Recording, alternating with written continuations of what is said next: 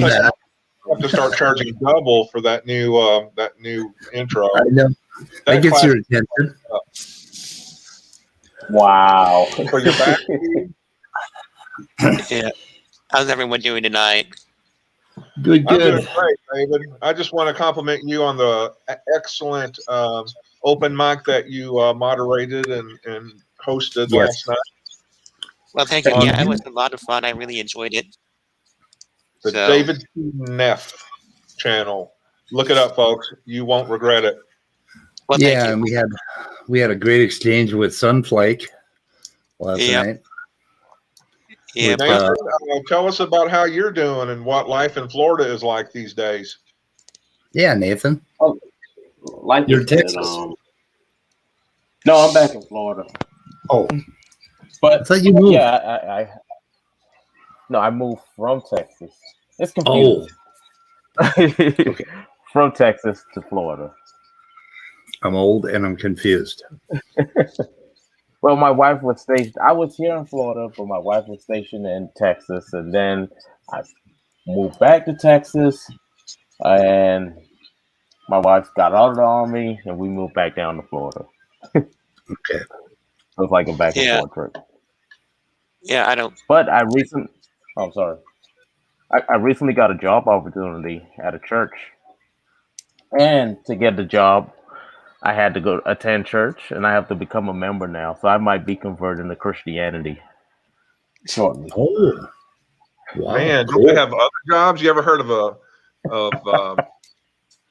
I wanted to say Match.com, but that's not a job site. I can't remember the job sites anymore. Mine are probably out of date now. The ones I used way back when. But they have other jobs out there. But once again, you got to do what you got to do sometimes. Yeah, but the good part about it leads into like my internship for teaching, and they have a job opportunity too for me to be a teacher. But in order to get the job, I have to be a member of the church. Well, I want you to go in there and speak in tongues and do the whole thing. Just enjoy yourself. Yeah. Might as well just enjoy yourself. Get into it. I felt so guilty for lying, though. Oh my God, I felt so guilty. Oh well, you got to be careful pretending you're a Christian because you might see Jesus standing above your bed like I did when I had a dream one night. I had this dream and it was like, holy shit, what is that? And then later on, it's like, because I just gotten off this Christian forum where I was pretending to be a Christian. Like, and I'd been doing it for like 3 months, and I had this like, what are these spooky wake up things, with something or some presence in the room. Mm-hmm. And then later later I put a Jesus face on him, which was the same picture portrait from when I was 8 years old when my mom brought me to the Presbyterian church. It was that dude that was above the pulpit. He looked pretty. He looked like a white guy from California in the 60s. Yep, that one. So, anyway, Sal Cordova talks a lot about this article that they did about him in Nature. And we just went out and decided to go find it tonight and take a look at it. So, and here he is speaking to I guess they had 20 people present at the George Mason University. Is somebody building a cabinet again? Is that you, Scott? No, I have no cabinets to build. Oh, no cabinets to build. Somebody's building a cabinet. It ain't me. I think that was me. I went up to get a soda and started slipping on things. Oh, okay. Yeah, it helps if you keep them with the hole up towards the ceiling rather than towards the floor. That way you won't slip very much. Yeah, it helps if you keep them with the hole. Oh no, we're echoing again. Then towards the floor. That way you won't slip very much. Who's echoing? That was me echoing. I don't know. It may have been me. I had the other tab open and I just muted it. Oh, So gotcha. Because I don't need to hear my bad jokes twice. Yeah, so here we have, let's see, I have a great deal of respect for the scientific method. And I'm pretty sure there's a but coming up. Well, three degrees from the university. Okay, so he had those back then. Most recent one in mathematics argues that development of life on Earth would be described better if an intelligent creator is added to the mix. Let's see, Academy is let's see. What do we have here? Most scientists overwhelmingly reject the concept of intelligent design, as they should. Bruce Alberts wrote the book on cell biology, molecular cell biology. It doesn't make any sense, says Bruce Alberts. He would know. He wrote the book. He wrote the book on the cell. Let's see.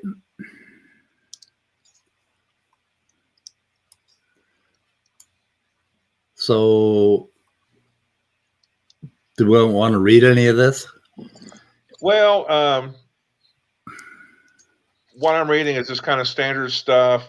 Although the point that I was very curious about is, let's see, I'm trying to look at it for you. The second page, right under the graphics there's this line. Now, this is not a quote from Sal or anything. It's a quote from the writer of the article. But as intelligent design does not draw directly from biblical sources, Christian fundamentalist groups have seized on it as a possible way to force creationism back into the classroom. Now, also, from Sal's mouth, according to this article, now he might say they've misquoted him, but I don't know. I'm losing my place here. I can't find it. Hello. Hey, how's it going? Good night.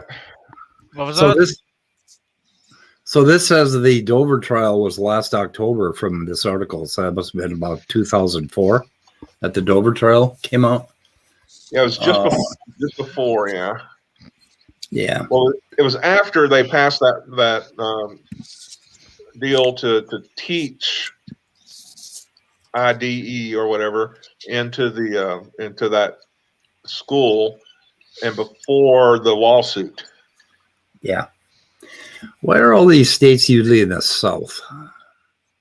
Well, yeah, I think the causation and the correlation speak for itself. Yeah. And I don't mean that to disparage the South necessarily, but the evangelical presence and overrepresentation. Ow! What the hell was that? Yeah, I don't know. I heard like I don't know. Just whatever. Go ahead. Okay, the quote here is actually in the left-hand column of that same page. The concept of intelligent design makes no attempts to verify the creation myth or other major biblical events of the flood, nor does it worry about whether Earth is a few thousand years old, blah, blah, blah, blah, blah. It just points to some sort of supernatural intervention. In other words, he says intelligent design doesn't have any theology to it. Now, that is where Saul seems to be part of a propaganda arm of the various creationist institutions, because we know, and I do, if you don't mind, who is share my screen again. On the mic? Yeah, that's why I said "ow" before. Oh, it must have been David. I think he tripped on his mic. Anyway, okay, go ahead. I'm going to share my screen. Go to my first, and look here. Intelligent. Right here is a line from that infamous textbook called "Of Pandas and People," which originally came from another textbook, which was definitely creationist. And then, if you look here in this area, there's this line here, or this little section here, where Evolutionists think the former is correct. See, could design proponentists accept the latter view? In other words, there was a place in the textbook where it originally had said creationists accept the latter view, but because of the Dover trial, they had quickly gone through and tried to replace all references to creationism with design, which of course it indicates what was decided upon in that Dover trial was that intelligent design has always been creationist bullshit. And all they try to do is make it more and more generic sounding, try not to add theology to it. What they're doing is trying to, they tried the wedge, that wedge concept of getting it normalized and passed and into schools. When that didn't work, they tried to shave off the more specific bits, and they tried the wedge again. And this was proof that they were trying to get creationism disguised as intelligent design into the public classrooms where they don't belong because they're not science.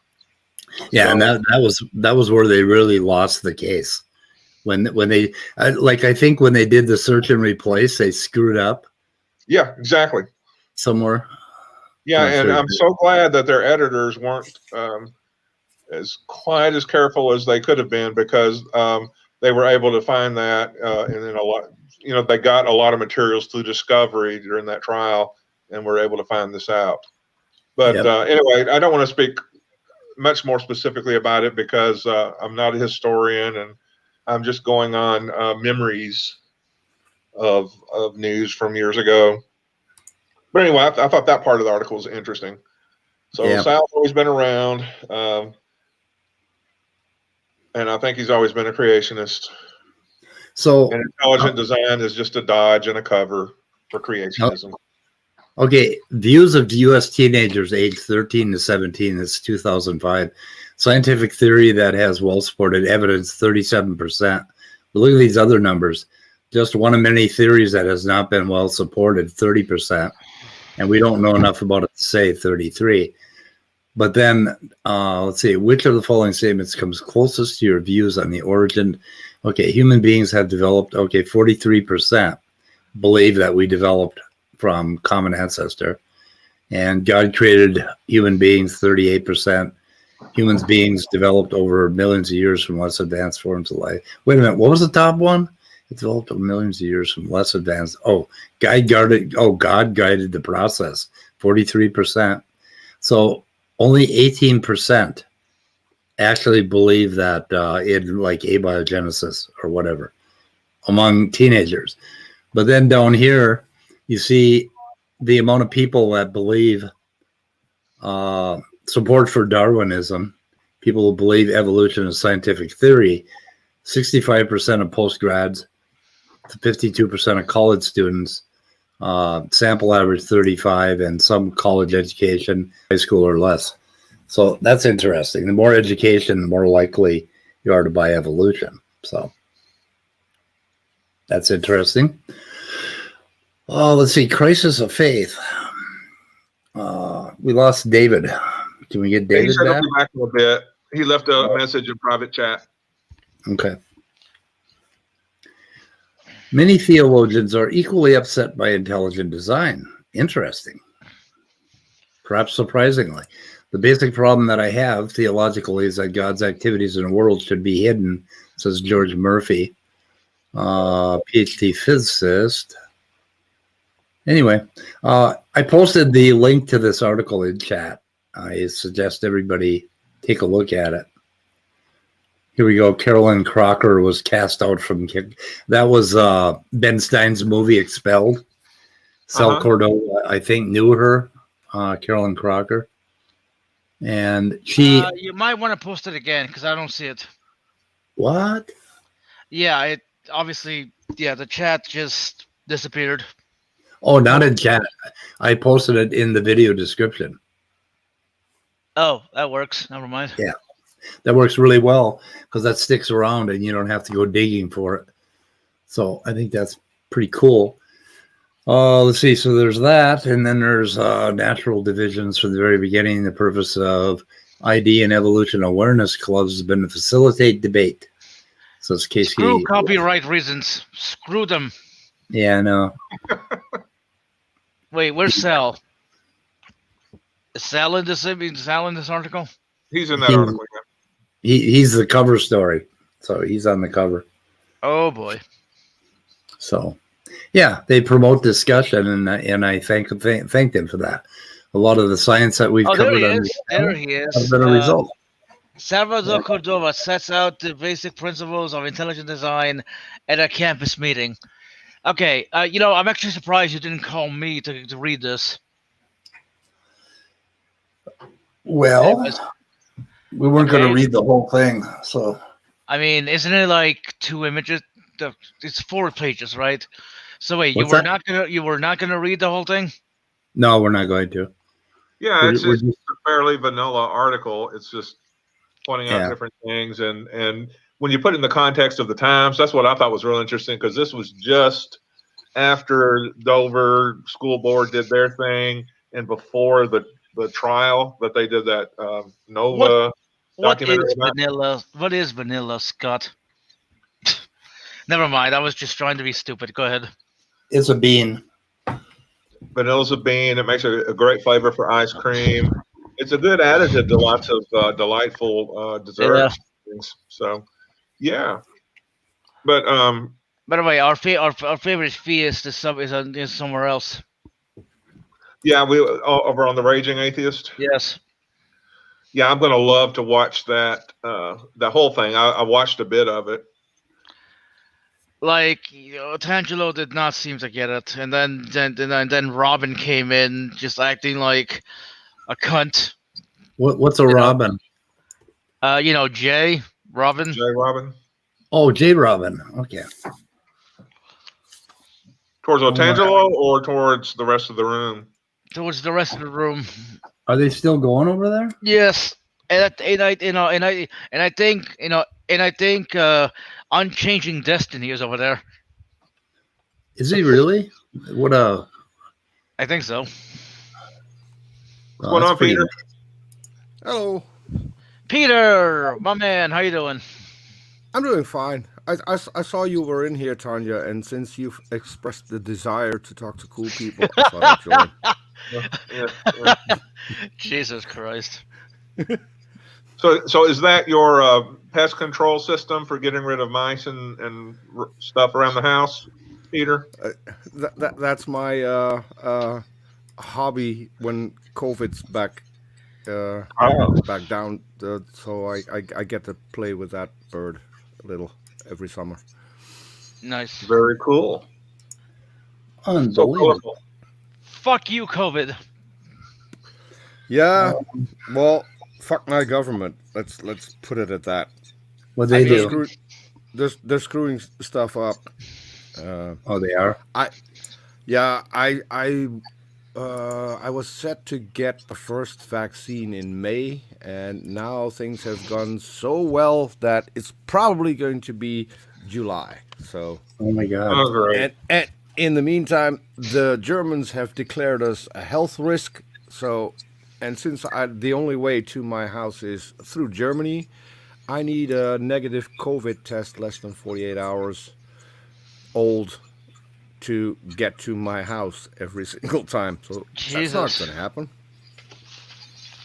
So where are you staying now? Well, I can get everywhere when I'm on my scooter, but if I want to use a car, I need to go through Germany and have to cross the border. And the Germans have now put border control back because those stupid Dutch are infecting Germany. So, wow. All fun and games. Yeah.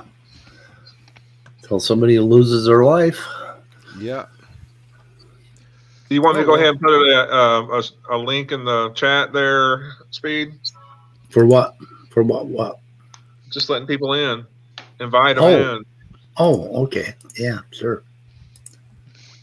I'm not paying attention. I'm trying to find out if the bridge is still going on over there. Yep. I didn't think he'd be overlapping, and I didn't mean that to do that to you, Knock, but I doubt anybody's going to come over here until they leave there anyway. I'm sure he doesn't mind. Mutiny Destiny is over there. Yep.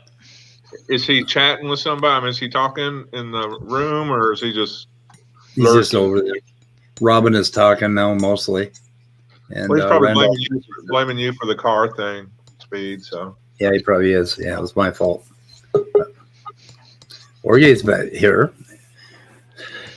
Hey, Orge. Hey, Orge. I gotta go feed some raccoons, guys. I'll be back in a second. You and your raccoons. I'm gonna observe. Start them long on time half. No see, Orge. Hello. Orge, what do you think about that Iceland volcano situation? That's cool. It's awesome. I just love watching live streams of that, and they've got so many cameras on it. Yeah, there's one in the Caribbean, I think, going off too at like St. Vincent or something like that. So. Yeah, in St. Vincent. Yeah. No, active geology right in front of you. It's fantastic. It's amazing. Yeah, I wanted to pop in, talk for a bit, but I also wanted to give a quick shout. I'm uploading a video right now in response to a question posed to a flat earther in one of Dapper Dino's live streams. So when that's up, if you guys get the chance over the course of the week to go there, check it out and stuff like that, that'd be cool. Can you put it in the chat so people can pick up the link? Yeah, I'm still in process of loading of buffering the video right now.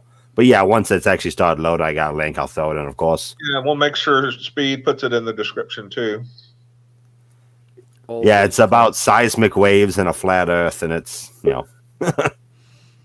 it's short and crappy like all my videos, but hey, it's fun. It's always good content. Hello, Cerberus. You doing well? Yeah. Just recovering from whiplash. I got thrown in the room really fast. Oh, sorry about that. You don't want to sit a spell in the waiting room? No, that's fine. I'm used to waiting at least a little bit. Yeah, if you brought your quarters, you can get some stale crackers out of the vending machine. Yeah, okay. Well, another 57-pound bag of dog food bites the dust. Oh my! Yeah, those raccoons. I pity them. Why you feed them? They get enough food everywhere else. They don't need your food. Oh no, they're starving. Lies. They told me they're starving. They look at me like they're starving. Did you get your high five?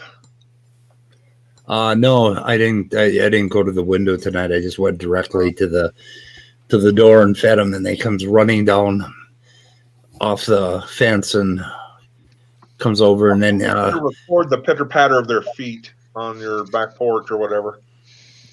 Oh yeah, they do that one. Raccoons are awesome. They're pretty awesome. They're trash pandas. We were talking about. There's one raccoon. I spread the food out over probably a 40-foot area, and there's one raccoon that instead of eating, he runs around and tries to chase the other raccoons away. And he's the one that high fives me.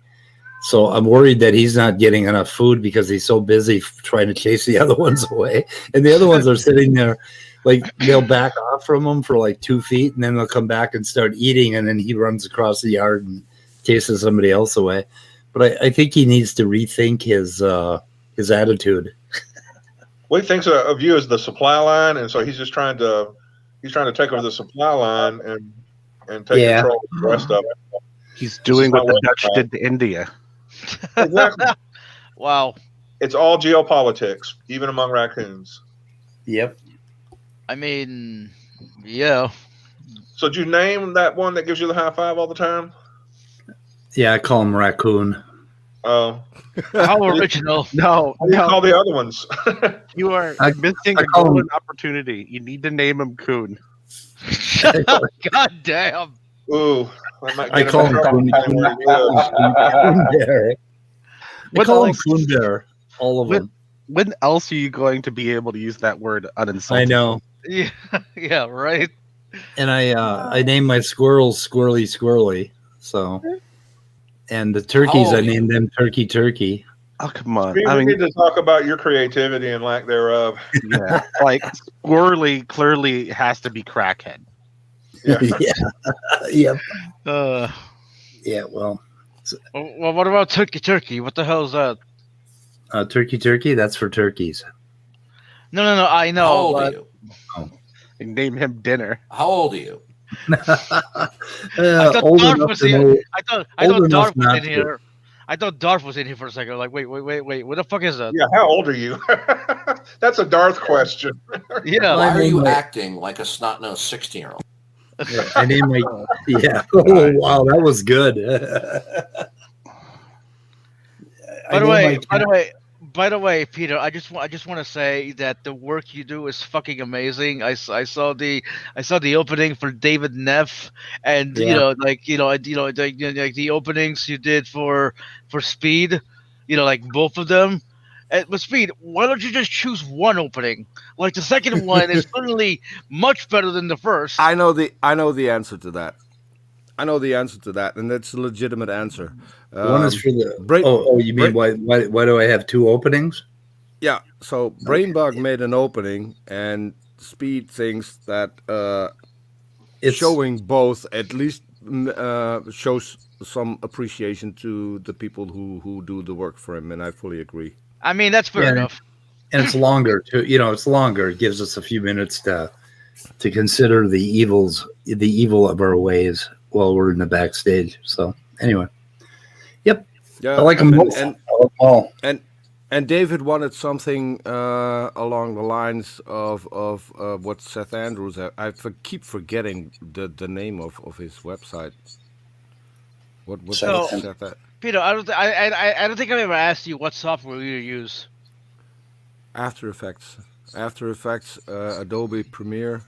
I also have an older video editor and Photoshop. Oh, because I thought you used applications like Maya and Studio Max.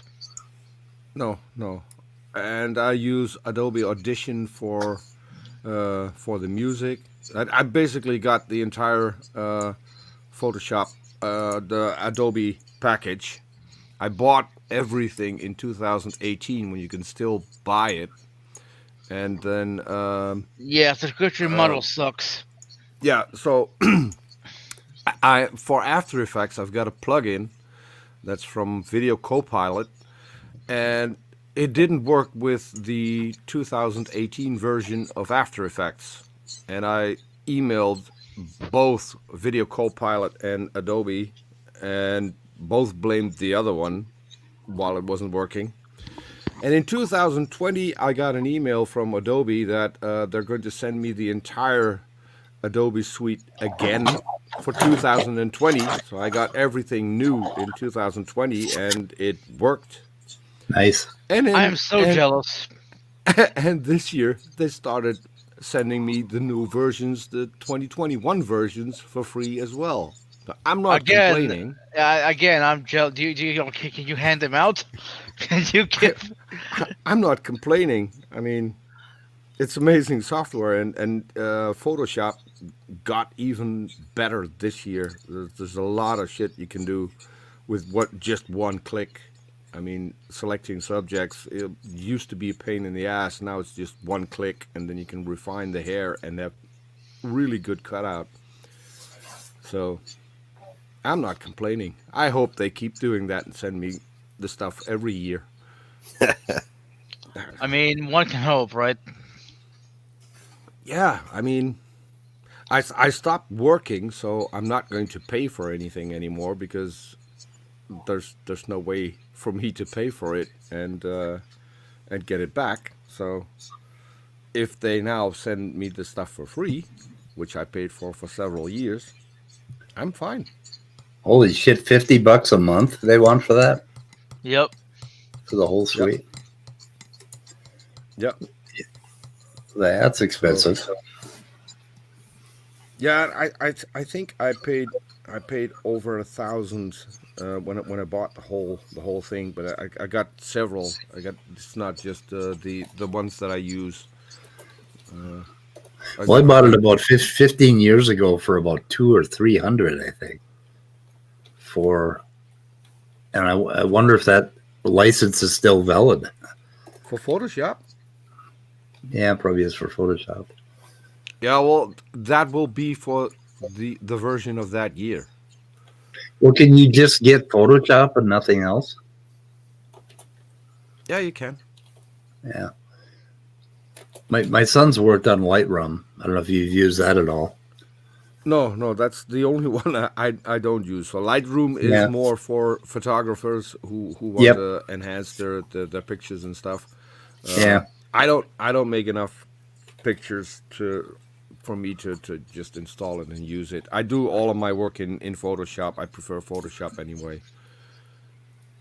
And everything you can do in Lightroom, you can do in Photoshop. So you can't break this out? Like and just buy one thing?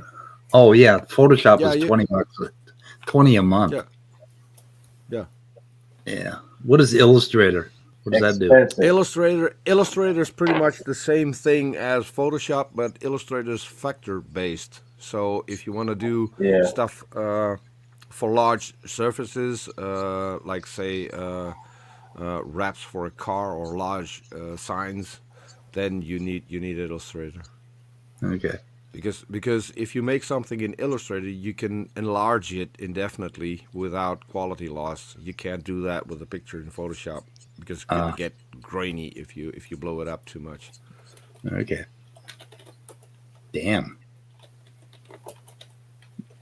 They make it hard to just pay $20, for just Photoshop. Yeah. Yep, that's their plan. They suck. Yeah, but a lot of it is cloud based now. So you got filters in Photoshop that are being applied in the cloud using an AI. So let's say if you got a black and white picture, you want to have it colorized, it's just one click, but it's going to go to the Photoshop cloud, get colorized, and sent back to you. And you can also store all of the things that you make in Photoshop in the Adobe Cloud, so it gets saved. So every single change you make to a picture is saved in the cloud, and you go back to all of the stages where you worked on a certain picture. It's not something that I use, but it's available. Yep. Anyone on here ever used DaVinci Resolve? What is that? DaVinci Resolve is a free version, which is a video editor, which is similar to Adobe Premiere. You can even set it to look exactly like Adobe Premiere, so you can use the Adobe Premiere tutorials to work in DaVinci. Yeah, that's why I use for my videos. Yeah, it's free, so it's a really good option. I'm surprised it's so uncommon. I mean, I know Adobe is the standard, but like no one, as you said, no one ever heard of DaVinci Resolve.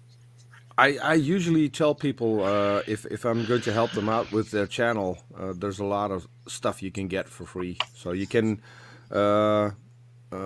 get GIMP, which is a Photoshop clone, which is also free, and with a number of plugins, you can do pretty much the exact same thing which you would be able to do in Photoshop, and not pay a cent for it. So there are options out there. Which one is that? That would replace Photoshop?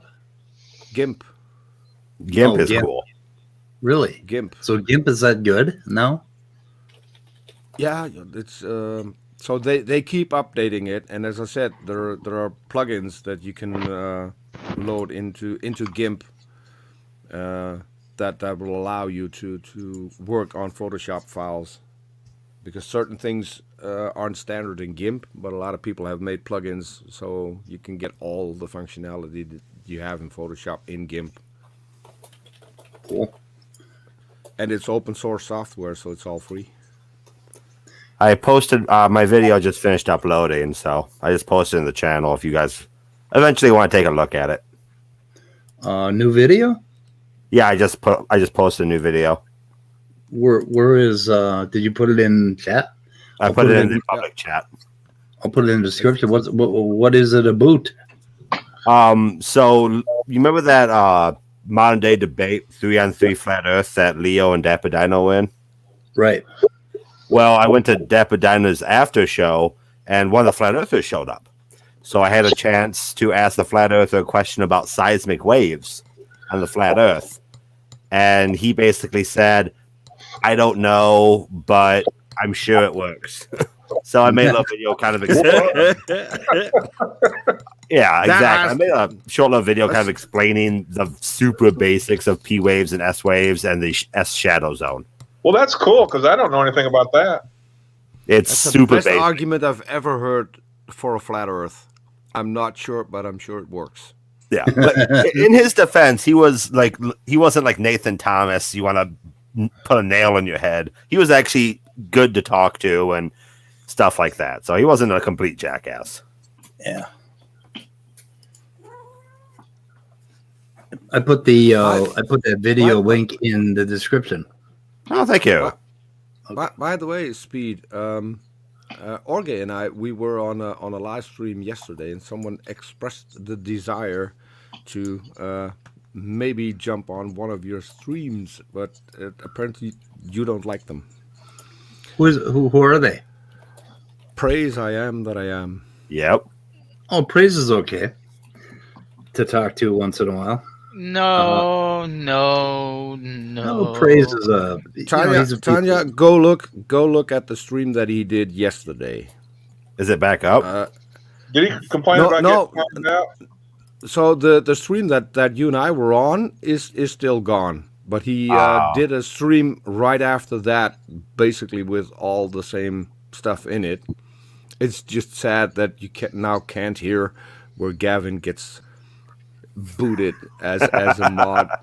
Gavin got booted. Isn't that great? The poor guy. He got his mods taken away yesterday. Finally. And I may or may not have had something to do with that because I was complaining about Gavin. In the middle of my complaint, he Praise said, "I'm going to take your mods away," which awesome. I liked. So what happened Good job, next? Peter? How did Gavin react to that? How did he react? I can tell you. I can tell you how he reacted. Yeah, go ahead, Peter. Yeah, I was there too. He jumped out, came back in, logged in under Praise's credentials. Right.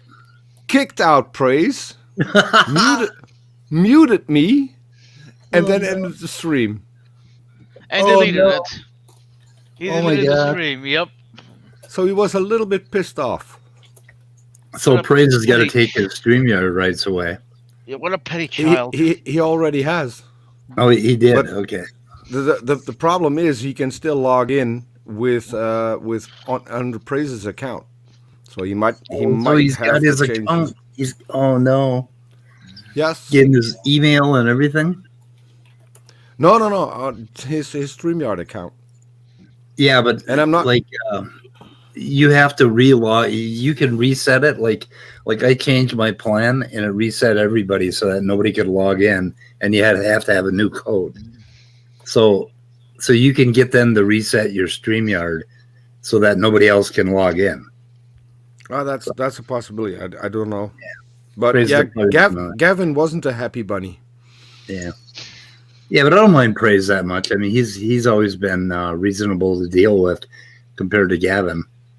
Yeah, and yesterday, so and I have to commend him for this. He thought that his channel was basically going to go to a dumpster fire channel, and he didn't want that to happen. Good. So he made some new changes for his channel, and so atheists would be more inclined to come on, and I can only commend him for that decision. And we had a really nice talk. I see Standing for Truth in the side chat. He was there as well. Yeah. and we had a decent talk. And the moment Praise left, and I don't know, this guy named Bob took over. Oh, Argatha. Yes, and then Gavin came back in, and it got back to being a dumpster fire again. Yeah, so yeah. Praise might be looking into that as well. But for the most part, we had a real good conversation there. Yeah, Argatha is somebody every now and then you can have a good conversation with him, but he is the strangest dude I think I've met in a long time. Yeah, so he's not really consistent. So yeah. Well, while Praise was there, he was pretty much on his side, trying to have a good conversation. When Praise left, it got a little less. And then really? Jungle Jargon joined and asked me a question. In the middle of my answer, Gavin jumped in. So I told him, I'm not going to talk to you anymore. And then Bob started asking me the question that Gavin had asked me. And I told him, you can't force me to talk to him. I'm not going to answer that question because I'm not going to deal with this guy. And so that went on for quite a bit. And the only people who were there were Randolph Richardson and I. And then they started asking Randolph, and Randolph said, I'm not going to answer that question either. So they were a bit pissed off about that. But yeah, I'll check that out. Shit happens. Yep. Yes. They have deep religious conversations. Well, I don't. I'm hoping that Praise will stick to this, and that every once in a while you can jump on his channel and have a good conversation. Yeah, I've kind of. There's a couple people that I wanted to, just like when they're talking about atheism, and they want to talk to an atheist if they want to have an honest conversation. I would enjoy that. I always enjoy that. So yeah, me too. And Praise fell in love with my Darth Dawkins soundboard, so I promised to get him all the sounds. Oh no, because I may have abused that a little bit when Gavin got on. Whoever gave Praise a soundboard did the world a great disservice. Okay, fuck off, Mr. 30-year-old. You're done. Why is that so funny? That has got to be midnight. I can insult people and still claim that I did nothing wrong. They said you couldn't use profanities and you couldn't use ad hominems, and so listen, you're a buffoon. That worked. I mean, thank you, Peter. Oh shit. Well, why don't you do one of Danny too? Like, okay, you know what? Overtalk me again, asshole, and see what happens. Just at some point they were talking, and I had Darth respond as if he were in the room and responding to the conversation. It was hilarious. And I'm not done yet. I'm still getting more and more sound bites, so I'm going to extend my soundboard so I can actually have a conversation as Darth. Without Darth being there. I mean, right. Everything you played so far, I've heard, I think, 10 times come out of his mouth. Ooh, Bond said Praise has given admin control back to Gavin. Oh, come on, Praise. That would be not a smart move. No. I don't know why he doesn't realize that it's screwing his channel up. It just doesn't make any sense. Sorry. Yeah. So I lost 3 subs today. I wonder who I pissed off. Immutable? I don't know.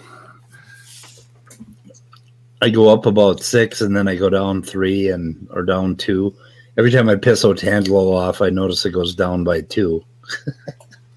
Well, Danny hasn't been around for a while. Does he finally get upset with you enough? Danny actually came back the other night. Yeah, he was in yesterday, I think. Yeah, Danny was there yesterday. He said he liked me. I'm not sure if he was on something, but that can't be true. Yeah, he was sick. He thinks he has the virus. So that's why he was delirious.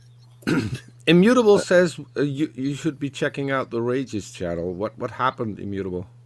I know we should be checking out the Rages channel, but we got a stream going here that we scheduled. I don't know. Wait, maybe we should all head over there. Is it any different than normal? Is it not just all gas, no brakes? Like, well, that's his thing. I mean, and I talked to Rage when he wanted to quit. Would that be a rage quit?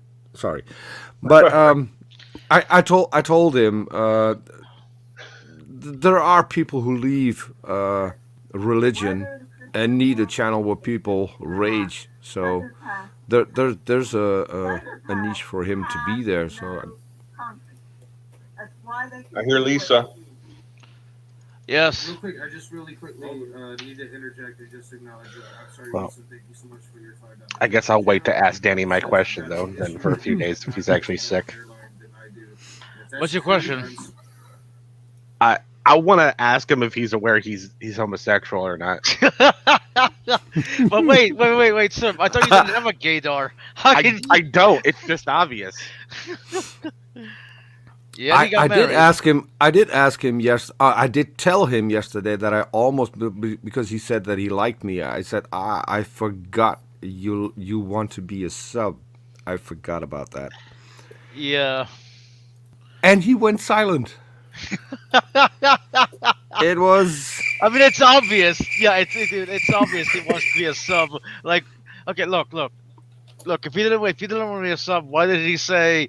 I remember on JPass Extreme, he mentioned that he wouldn't mind being a. I can't even say it. Without speed. Just you don't know what I'm talking about. I heard my name. Yes, I was about to say something of Danny, but you don't usually like those talks. Oh no! You mean you were about to praise Danny? No! I wasn't about to praise Danny. God no. Oh no. You okay, gotcha. That will be difficult. Praising Danny. It's an interesting thing. He was actually pretty peaceful to talk to yesterday. Yeah, because he was sick on COVID, of course. Well, I think he figured out that every time he calls me an idiot or says something to the owner of the channel, he gets banned for 2 days. I think he figured that out. I mean, it happened to him about 5 times. I think he finally thought, maybe there's a correlation here. So you're teaching him. I'm teaching him. I'm doing a very good job. I'm very patient with him. I mean, now we'll just have to put some images of half-naked men on screen to see if he salivates. Be careful about Danny. You don't want Lena to rip your head off. Yeah. No. Oh, yeah. Lena has a crush on Danny, so kind of a secret crush. So anyway. Seriously. Nobody touches Danny. No. Okay, well, he might like that. I mean, as you said, he is a sub. Yeah, if he's not here, he may be tied up somewhere. See what I did For there? the record, there's nothing wrong with that. Danny's choices are Danny's choices. Yep. No, yeah. There's nothing wrong with being homosexual. It's only wrong to deny it if you are. Yeah. I think it's just wrong to be Danny is a good way to put it. But. Nah. I mean, he just needs another 10 years. He's not all the way cooked yet. That's my opinion. He's going to be great someday. I'm thinking more like 20 years though, 20 to 30 year time frame. So by the time he's 20 to 30 then? Yeah. Yeah, by the time he's old enough to vote. If you stick him with the toothpick, he's still a little gooey on the inside. So Stanley had some new format he's talking about or something. When was that? Has anybody seen? I didn't get a notification of a Stanley video today. So he had a debate earlier that apparently was pretty well done. I sadly didn't get to watch it, but 3 hours ago. Okay. yeah, it was the wannabe Indiana Jones dude. So the guy with the hat and yeah, and a khaki shirt. Yeah. Debating who Snake was right. I think so. Yeah. I think we need some geologists to debate him. But that I've been watching that Volcano like probably for about an hour a day. Yeah. And then watching Nick Zentner walking around on volcanoes from 23 million years ago. Mm-hmm. And it really is cool to see the volcano making rock. Isn't it?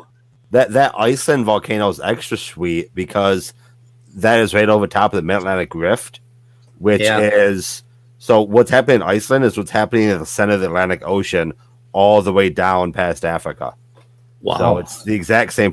What's happening in Iceland is literally what's pushing North and South America away from Africa and Europe into the Pacific Ocean. So what kind of rock is going to be the result of that volcano?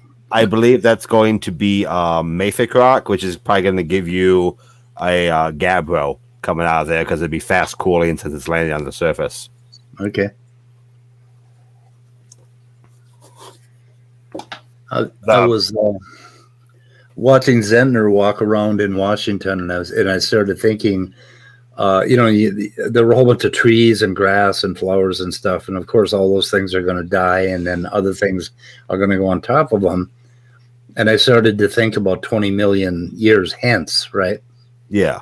From now. And I had this for one thing, I really doubt humans are going to be around. I don't know. I just have my doubts. What is that? What is that pessimism? Come on, Speed. Come on. How many species make it for 20 million years? I mean, dinosaurs survived for 150 million years. Yeah, but they didn't. That's not dinosaurs in a species. Yeah, so, it is a species. That's a clade. Yeah, I mean, oh my god, that was fun. Oh Jesus, God, that was fun. Oh, yes. Yeah, so what were you guys doing? Oh, I decided to stop into the Rages stream, and our good friend Robin was there. Oh, that was beautiful. I'll have to watch it. He was going after me because I had defined morality as like the intentional killing of another person, and he apparently got triggered over that one. Yeah. He deliberately didn't put the intentionality part of that within his own version of how it was moral for God to kill people and own slaves and stuff. And then after that, we got into epistemology, and he he ended up saying he doesn't have foundational beliefs. Oh my! And that's curious because presuppositionalists require foundationalism to really do anything. You'd think. Oh, that was, oh man. If only Leo could have been there, that would have been, oh Lord. Yeah, I was in there earlier before he arrived. So Robin's there was nothing ultimate that everything is grounded in? No, I mean, I'm a pluralist. Darth. Yeah, I'm a pluralist with respect to moral realism. So I don't think any moral theory is any less valid than any other moral theory.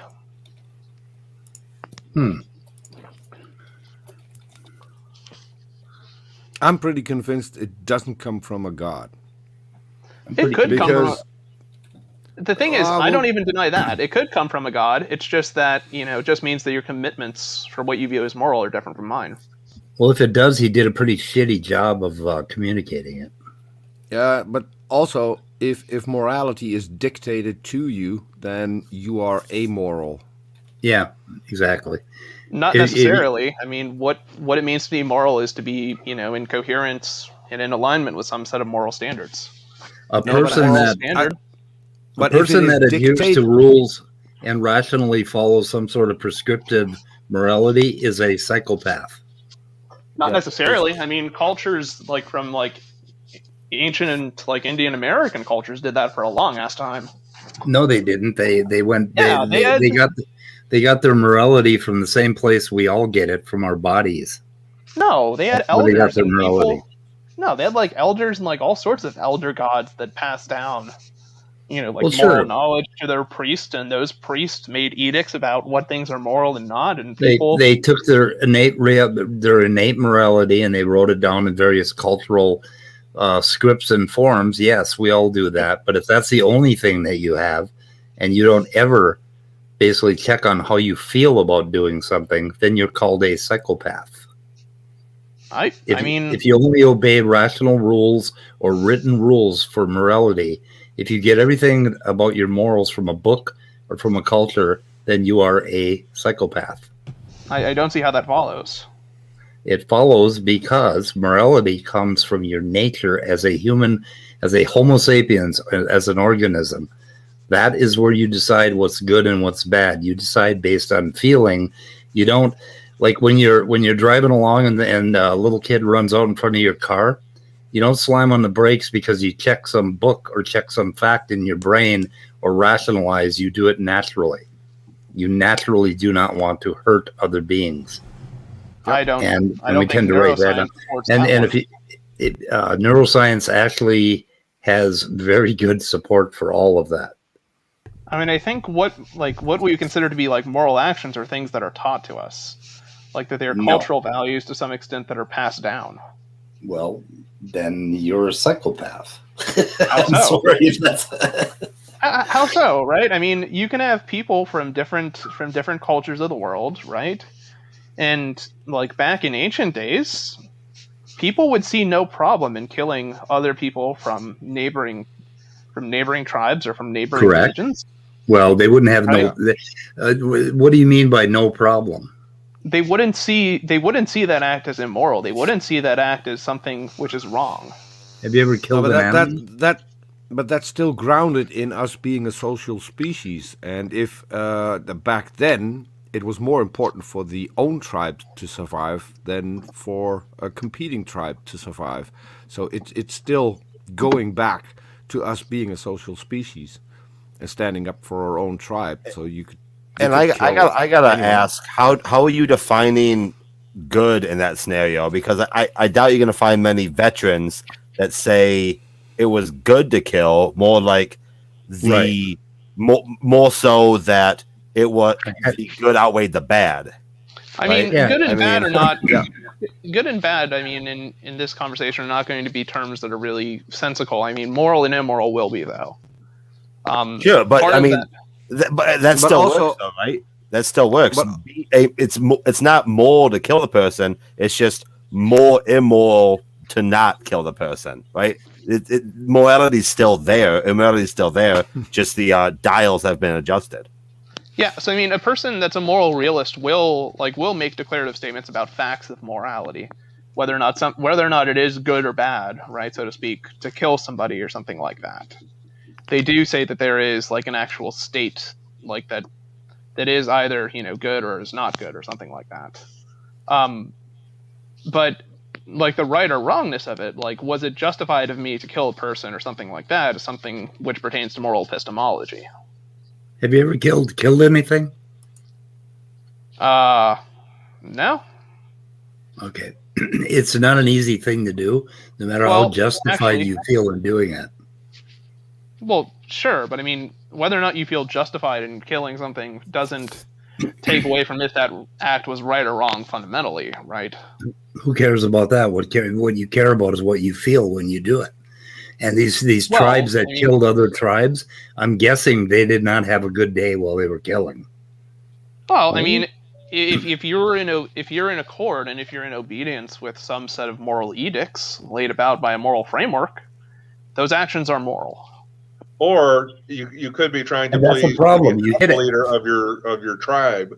In other words, they paint a picture of that other tribe as being evil or having what we need and what we want, and they're keeping it from us. Then you go kill them, and then your leaders are pleased, and that makes you feel bonded with the tribe. So there's a lot of stories and narratives we can tell about morality. It's just which one is the operating, I'm going to say operating system of morality we have going on. Can you repeat what you just said before Scott talked, Immutable? Sure. I mean, did I overtalk you? I'm morality. sorry, I didn't want to overtalk you. No, you didn't. No. Okay. No, I mean, morality, like if you're a moral realist, you're always going to make statements about what things are moral or immoral, and those are always going to be edicts of some kind that stem from some kind of source, whether that be, arbitrarily decided or whether that be divine wisdom or whatever other thing you choose. Okay, edicts is the problem. That is the source of evil. I don't think so. When you start writing them down and you start writing them on a stone, that's where you get into trouble. Morality happens in the moment, and morality happens from your heart. Like Lena said, Speed just wanted to say that God wrote the laws in our hearts. That's a more accurate statement than most statements that atheists make. I would say that anything that is beneficial to health, wealth, and well-being is moral, and usually, as far as you extend that, so if you extend that to only your own tribe or your own country or whatever, that is where you base your own morality, but it still comes back to those three things. Well, to me, like, there's nothing, even with Speed's definition, there's nothing fundamental about morality in that case, though. Because if you were living, like, in Mayan, like, civilization or Aztec civilizations, you would find it moral to kill, like, to sacrifice and to kill other people. Because from your culture, right, sacrificing to those gods, increases the likelihood that you survive as an individual, and that your village survives. You would find it rationally moral, but you would not sleep well that night. You would not feel well while you did it. You would not. So no, you basically, wouldn't. No, you wouldn't feel well while you did it. If you've no, ever, you absolutely have you ever had to put a dog down? Have you ever had to put a dog down? Okay. Yeah, I have. You know the feeling. You know the feeling. But there's a big difference there. Between not between people and dog, but like, for example, killing the dog is something that you feel like you have to do but don't want to do. But it still hurts. And like sacrificing the person so your children don't starve to death. You might actually want to do that, right? You might not actually feel bad. But you don't feel good about it. Are you sure? Not unless you're a psychopath. Do you think I'm a psychopath? Well, I think Speed, you could. Oh no, I've never had to kill people. I've had to hurt people pretty bad though. Yeah, and I think you could make a case. You could make a case that people are over time are being brainwashed. So, in their mind, it might be good to do those things. Yeah, but from looking at that from the outside, it's still a bad thing to sacrifice people for your own well-being. Yeah, because it is harmful. It is harmful. No, it's harmful to the other people. That fundamentally assumes that you should care about the well-being of other people. I'm not disagreeing with that. I'm saying that, like, not all moral systems would even agree on that point. Well, if you want to survive as a society, you should care about the well-being of other people. Right, but to an extent, right? I mean, there's viable economic arguments in regards to the fact that if your goal is to be an egalitarian, you're not necessarily going to increase the well-being of other people, because the moment that somebody suffers, right, there's some kind of like harm or misaction to a person, causes a complete shift within, your efforts to keep people morally on the same foot. And it's a fundamentally unstable system. How is it unstable? Suppose for a moment that me and you, right, that me, you, and everybody else in the world, right, had all the same things, like had all the same benefits, had all the same wealth and things like that, right? Everybody else was as well off as everybody else, right? So there is no indiscrepancy in regards to, any kind of moral good or misgood that me and you possess. Now, suppose for a moment that I walk outside and break my leg. Well, if I'm still going like with this kind of like egalitarian or like a hyper utilitarian model, what that means though, what this means is that for everybody to be on the same foot again, right? For everybody to have the same well-being, I have to take from other people in order to increase my own well-being, right? There has to be some kind of readjusting to make sure that everybody now is at the same level of well-being. But that system continues forever.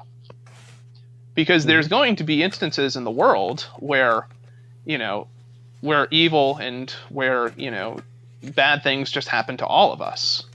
And it causes changes within the moral, within how that moral system is structured. But the thing is, it's an untenable system because we really shouldn't desire a moral system which is ever evolving in that rapid and uncontrollable of a fashion. To me, at least. And maybe I'm unique in that. So let's say you're in Holland and you've got a job, you break your leg and you can't work. Here, you'll get full payment until you've recovered and can go back to work again. That payment comes from an insurance that everyone pays for. So you are taking from other people until you can get back on your feet, which is helpful to the economy. Yeah, I think the issue is that like the type of economic structure that underlies, which is perhaps like in Holland, for instance, you might have a system where people pay a fixed rate, so that the Commonwealth has some kind of fund for when those things happen, so people don't have to necessarily worry about if they break their leg, they're going to have to chop off their arm to pay for corrective treatments or things like that. But what I'm describing is even more extreme than that, because the type of system like that a hyper-egalitarian model proposes is one where like the changes that are needed to correct for like some kind of misaction in the world are instantaneous. So it would be like every time a person has harm done to them, be it intentional or not, right? The way how much you have to pay in to make sure that those people survive, or have the same well-being as you do, changes.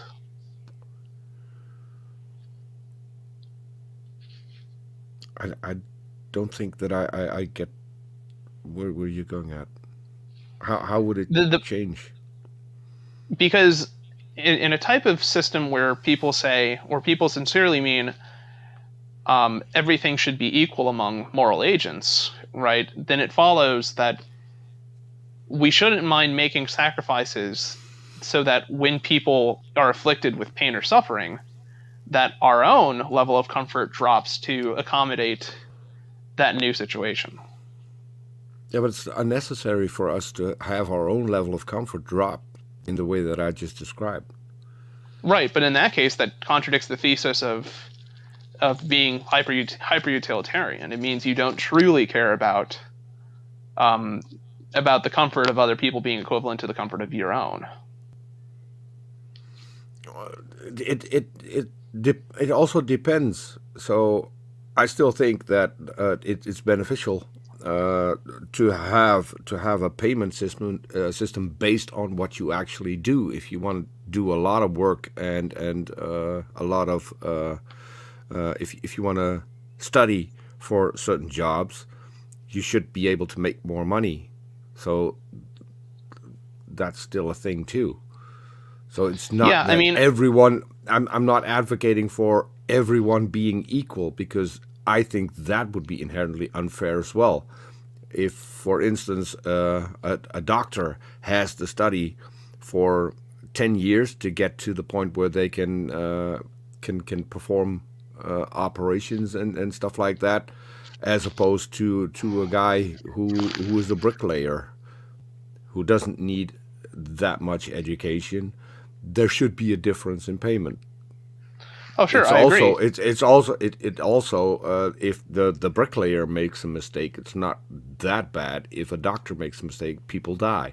So there's there's more. I'm looking for the word, and it's late here. There's more responsibility in that particular job, so the payment should at least reflect the responsibility that you have. So Yeah, you can't argue for a system where everyone's equal, because that would be unfair. Yeah, I mean, I think that type of system falls in line to more systems of duty, right? Systems that account for moral and ethical behavior by means of some form of duty, by saying that in some sense it acts, that some sense there's an inherent duty, there's an inherent moral fact about humans or about agents that makes it so that we should all care about we should care about other people and should value other people's well-being as we value our own. And that I do agree with to some extent. Because I don't think an egalitarian philosophy really works for a myriad of reasons. But morality can be a really complicated mess when you really go into the deep parts of it. Wow, and it is, and it also is pretty personal, because you have your personal morality. It is guided by the society that you live in, and the education that you get in your society, but it's still pretty personal. And that's why I would say that if a morality is dictated to you, then you're not moral, you're amoral. You're just following rules. That has nothing to do with morality. If it's only dictated to you, that would be true. But if you actually agree with those morals, I don't think that's the case. I don't see even how it's the case that even if they're being dictated to you strictly, how that would reflect somebody not being moral. The only way that would follow logically is if a person was not adhering to those sets of moral laws. It takes away your own personal moral choices, which could differ at times from the ones that have been dictated to you. I don't think embedded within the nature of moral facts depends on whether or not people. It depends on people's feelings about the moral. It cares only about whether people are following those moral laws or not. If I kill a person and under that system of morals, killing is wrong, then killing is wrong, no matter how I feel in regards to my killing of another person being justified or not.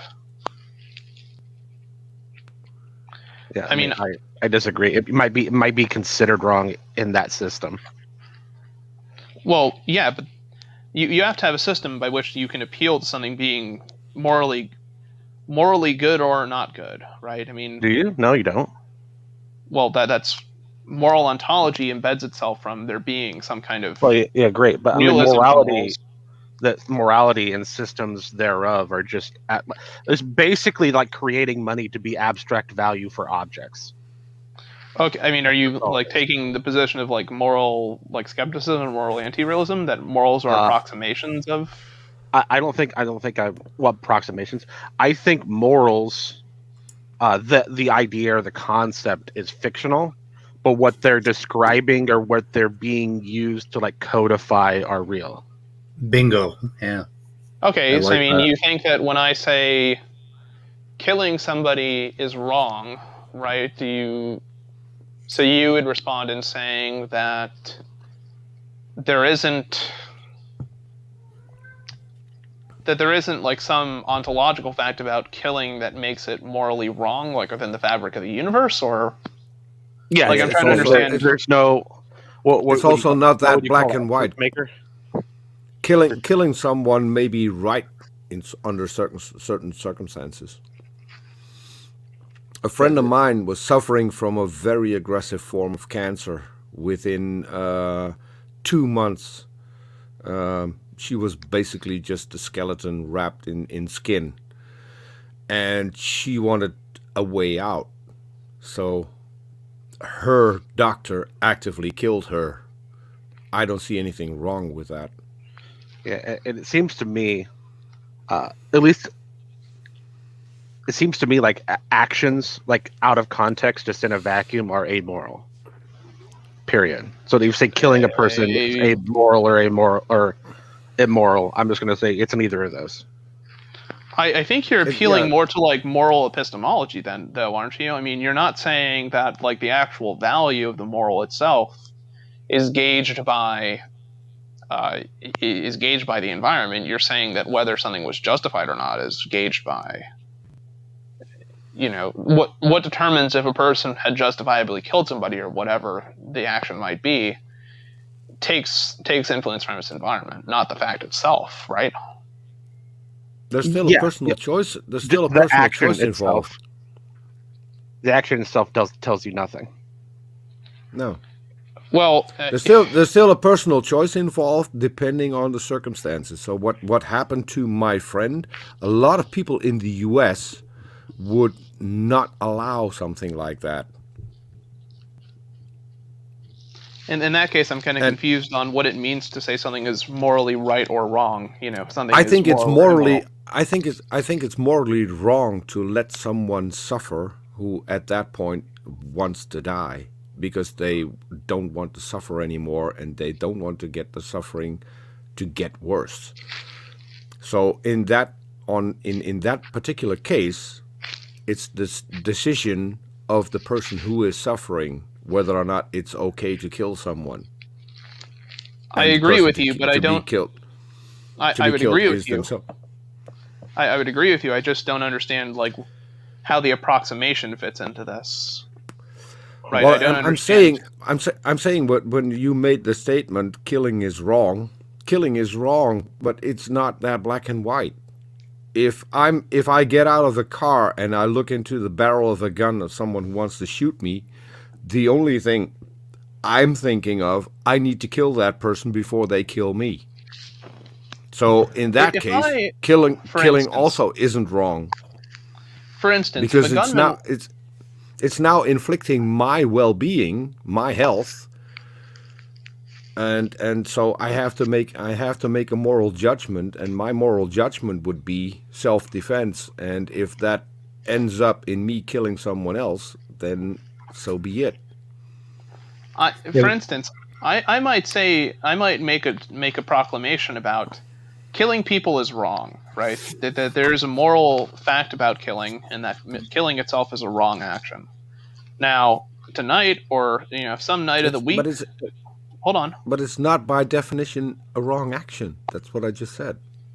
I'm sympathetic with people that do make statements about morals having fixed values. I mean, I think that's to some extent that would be wrong, because if you're going to make it a fixed value and saying killing is wrong, then you couldn't kill someone in self-defense. Then someone who's suffering from cancer wouldn't have a way out. Then abortion would be illegal. Just because a moral statement. Hold on. It's not that black and white. That's what I'm saying. So Peter, when you're facing that gun and you decide to defend yourself by killing that person first, I would say that you do not make a moral judgment in that moment. You're simply acting. Moral judgments are done later, or they're done prior. I've been there. I've almost killed someone who I thought was about to kill someone else. Yeah. I mean, to me, what I take that as is, had you killed somebody, right, you could consider that action to be right or wrong based on the moral system. But the question, that you guys seem to be raising up is about justification. Was it justified for me to kill somebody, independent of the fact that but if it's moral, it's justified. I'll tell you what happened to me. Someone grabbed my mother by the throat. That's what I saw. What actually happened is that she was wearing a gold necklace, and they were trying to get the gold necklace. I didn't get that. I didn't make a decision. I just went for their throat And he was lucky that there were a couple of other people present who got me off of him. And he needed medical help because I had choked him to the point where I broke a few things in his neck. I would have done the same thing if somebody touched my mama. Yeah. If somebody looked it's not a rough at choice. Mama, I would have done it. And I agree with Speed. It's not even a choice. This happened in a split second. I went through 3 panes of glass, straight through, to get there. I didn't even. So if I had time to think, I wouldn't go through a pane of glass, let alone 3, to get there, because I could be injured. For some stupid reason, I wasn't. And I ended up nearly killing someone. To address Danny's point, I mean, yes, definitionally, if something is moral, it is justified. Although I think I'm referring more to kind of like an internalist view of justification at that point. Yeah, no, that's consistent with what I'm saying. Otangelo said in the side chat, if God doesn't like it, don't do it. Easy. Otangelo, get in here. We need to talk about that. I fundamentally disagree with you on that. Peter. Well, Danny, we would agree. Danny, I just want to make sure. Let's caution Peter real quick, Immutable. When you see Otangelo grass hole, that's somebody's parody account. No, I know who Otangelo Grasshole is. Sorry, yeah. As I said, it's late. So welcome back, Otangelo Grasshole. Yeah. So Danny, I do want to make sure we're on the same page. Yeah. Not all forms of internal justification would be consistent with a type of system a person claims to be adhering to, right? I'm not really following. A person could be a deontologist in regards to morality, right? But the way they justify that may not be consistent or in any way kind of what do you even mean coherent could be? within. So you mean could be I think deontology outside of duty. But I think that's incoherent if we're talking about something external reasons or something like that. Oh, okay. Huh. I think that'd be the most obvious case, but okay. Utilitarianism? I mean, like I said, if your view invokes external reasons, I think it's incoherent. Oh, I don't see that at all. I don't know why it would be incoherent to view external reasons as incoherent. I mean, what do you take a reason to be? A reason. So for me, I take a reason to be something which justifies a fact. Okay, well then that brings the question of what a justification is. What a justification is? Yeah. I mean, briefly, right? Justifications have to do with our motivators. Well, it's a motivator for being committed to some position. Well, it's a certain kind of motivator, a motivator that confers knowledge, right? There are motivators that don't confer knowledge, right? So we distinguish what people are motivated to believe X. Well, there's an open question whether they know X or not, but if X is a sort of motivation that confers knowledge, that's to say an epistemic reason, right? They know.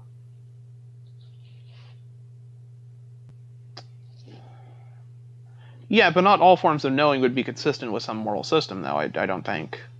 It wouldn't make sense for a person holding to, say, utilitarian ethics to appeal to some sense of duty to justify a moral fact. Hey, Maya. Well, hi, Maya. I'm not so sure. I'm not really understanding our disagreement. My thing is I'm a moral skeptic, but I think moral facts themselves are kind of trivial if they don't have some kind of a grounding or if they don't have some kind of justification for how they've been formed. Aren't you now contradicting yourself? Because if your morals are dictated to you, where does the justification come from? Well, the justification. Where does your justification for said morals come from? Well, the justification is so the justification in that case would be as a social species, or as a species that's cognizant and capable of engaging, and participating as a moral actor. I ought to obey, this person who passes down this moral edict. But then you're no longer engaged in a social species, because if one person dictates to you what is moral and what isn't, then that's not a social environment. That's a dictatorship. I'm gonna head to bed, guys. So want to say goodnight, and if you guys want my new videos up, check it out when you get the opportunity. I have it pulled up. I'll watch it later. Thanks for the link, Orge. No problem. Take care. I mean, it's just a moral system whose parameters for what is moral and immoral has been established by some authority. Say that again.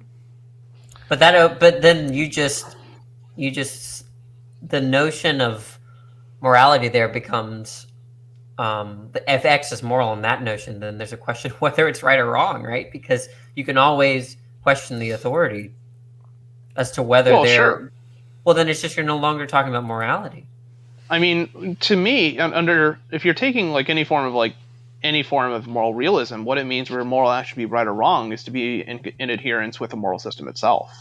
Yeah, but moral realism is incoherent.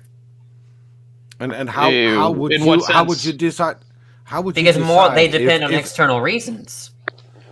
How would you decide if something is moral, if the morality is dictated to you? You need to have some moral grounding in order to know whether the things that are dictated to you are moral or not. Wait. Well, no, the moral would just be grounded by virtue of its utterance. What? So I generally agree that command ethics isn't really an ethical system, but I don't see how the fact that you could question the person giving the rules means it's not ethical. Look, if someone tells you to do X, is there a question of whether it's right or wrong? That depends on what you think ethics is. Exactly. No, I mean if it's the point is that there's an open question, right? It depends on whether what they're saying is right or wrong. Now watch this. If I tell you something is good, should you do it? Okay. Well, Dan, you're a virtue ethicist, right? I'm not a virtue ethicist. I thought you said at one point you were. Never if said it isn't, if the action isn't, can you just question whether a virtue is moral or not, or whether a consequence is moral or not? It depends on how. If you're understanding a virtue like honesty, there's a question of whether you should be honest or not. I don't. And immutable. Actually, Peter has the correct view here. Peter, look, the point is that when it comes to lying, killing, these sorts of things, it depends on the situation in terms of whether you should do it or not, which means these things are not defined in terms of right or wrong. No, well, and I want to point out, immutable, you were just going to contradict yourself, because you were about to say, if you think those things are moral, then yes, which means that you have to agree with the dictated morals. What happens if you disagree? Well, then supposedly you don't survive. But you have your dictated morals. You have your dictated morals, and if you disagree with those, then you're probably going to be outed from the system which is established as morals. But the point, I don't know if I'm representing Peter right, but the point is that the fact that if you can question something as being right or wrong, it's just not going to be defined as right or wrong. Otherwise, it'll be a closed question. That doesn't follow. Just because you can question something as being right or wrong doesn't take away from the ontological nature of it being true or false. That doesn't make any sense to me. Look, the point is, I can question whether or not the sky is blue or not, right? But there will be a state in regards to. Do you define the sky as blue? If it's an analytic claim, sure. Well, I'm asking you, do you yourself, Immutable Destiny, define the sky as blue? Yeah. Okay, so we don't. Is there no sky at night? No. Well, there is a sky at night. Yes. Okay, so that means the sky can be other colors other than blue, right? So it's not defined as blue. It can be red here in the morning.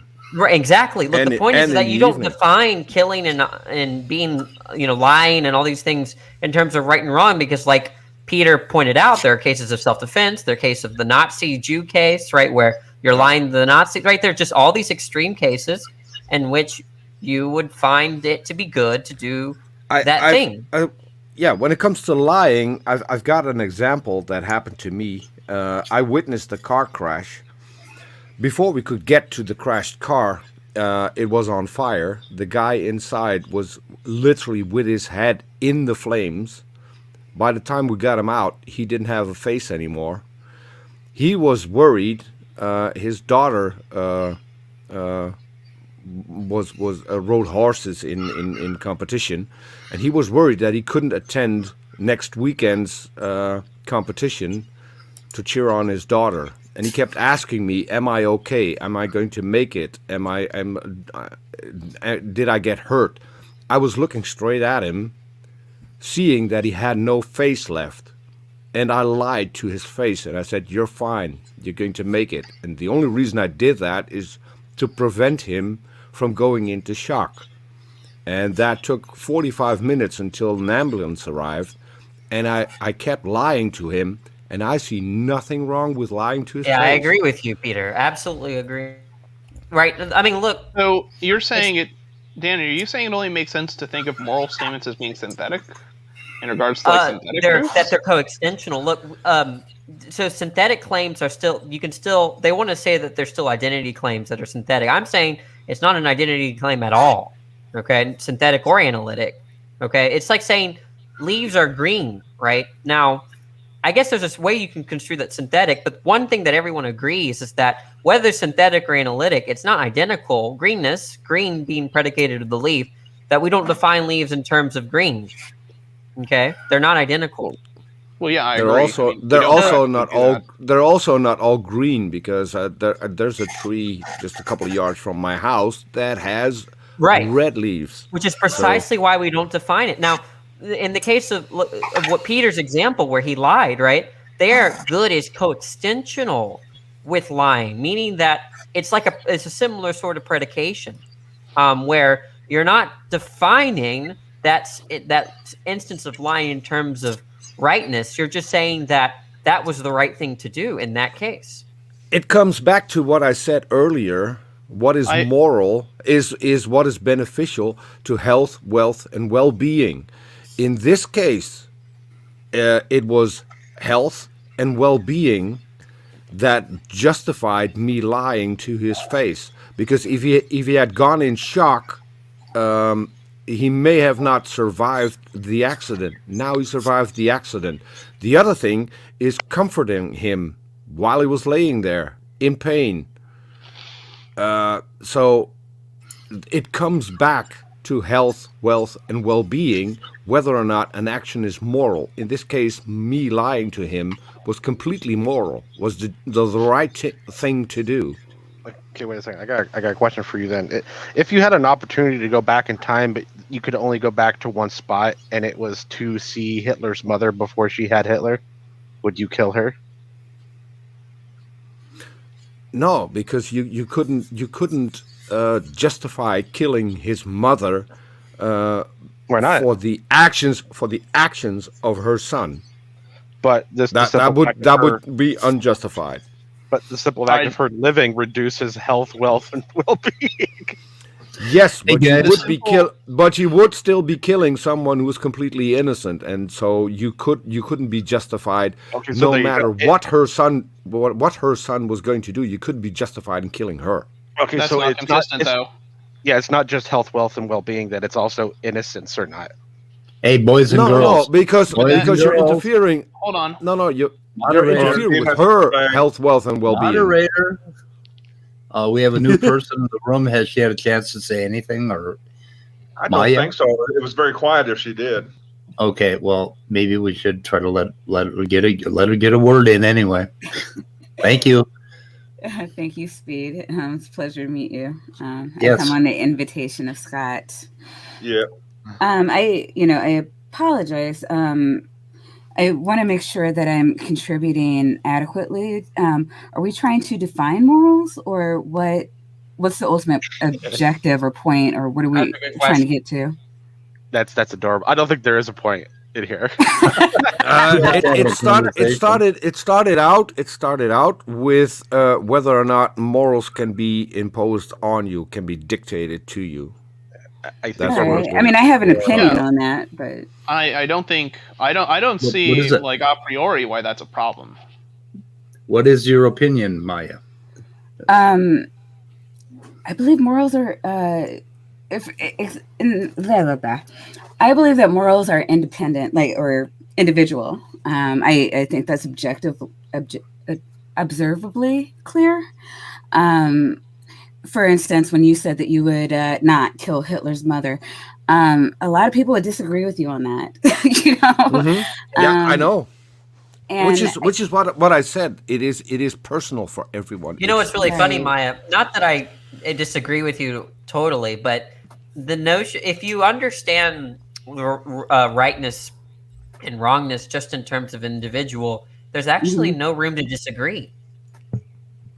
I'd agree with that one. What? Disagree with what? That's like one of the biggest pitfalls of moral relativism is that the notion of disagreement becomes really watered down because, like, let's say disagree with what though? With you gave the Hitler example, right? Like, okay, you said people would disagree as to whether we should kill Hitler's mom. Not we.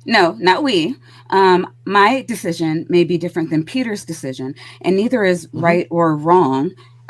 Insofar as it's consistent with our own moral code. Yeah, so yeah, right there. my moral code is the greater good, just personally. So him killing Hitler's mom, if I had the benefit of living in both timelines, if I'm on the jury, he walks. Now, if Peter were, if I did it and Peter was on the jury, then perhaps he, would convict me because it's like, well, she didn't do anything and baby Hitler didn't have the opportunity to do anything. So your actions were premature. And again, I don't believe that I don't believe in right or wrong. I believe, that people make that own judgment call, depending on like how they've worked morals out for themselves. I think what I'm getting at is there's disagreements about like abortion and gay marriage and all sorts of things. Like people want to say that there's like some kind of robust notion of disagreement. And what moral relativists, or at least certain versions of moral relativism, I don't think they have a really good response to how to analyze those conversations and that kind of like day-to-day disagreement. To me, it also raises a further issue too. If I can contribute, I mean, it raises the issue of like when we have like people that have done atrocious things like Jim Jones or Jeffrey Dahmer or people like that who quite obviously have done horrible things, what we would consider like demonstrably evil. To me, saying like that, that morals are kind of like this very fictional or very like ethereal kind of thing.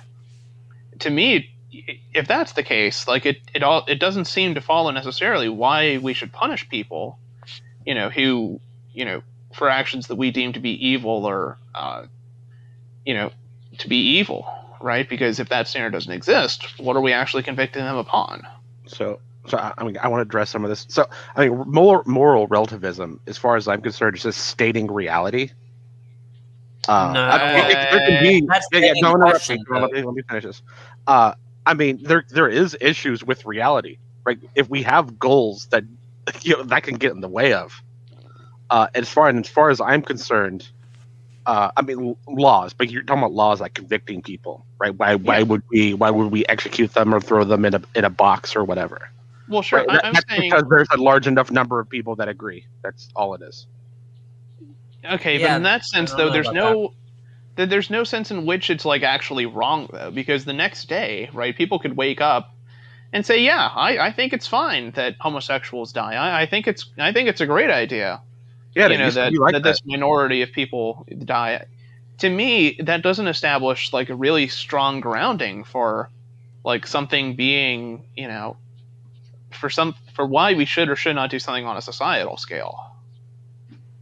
I mean, I see that as being a very fragile system to, to fluctuation. That's why the morality that people have over time changes so drastically. Right, and I think the way it changes it kind of reveals that the structure isn't that type of structure. I think there's something fundamental. What structure? Does morality have a structure?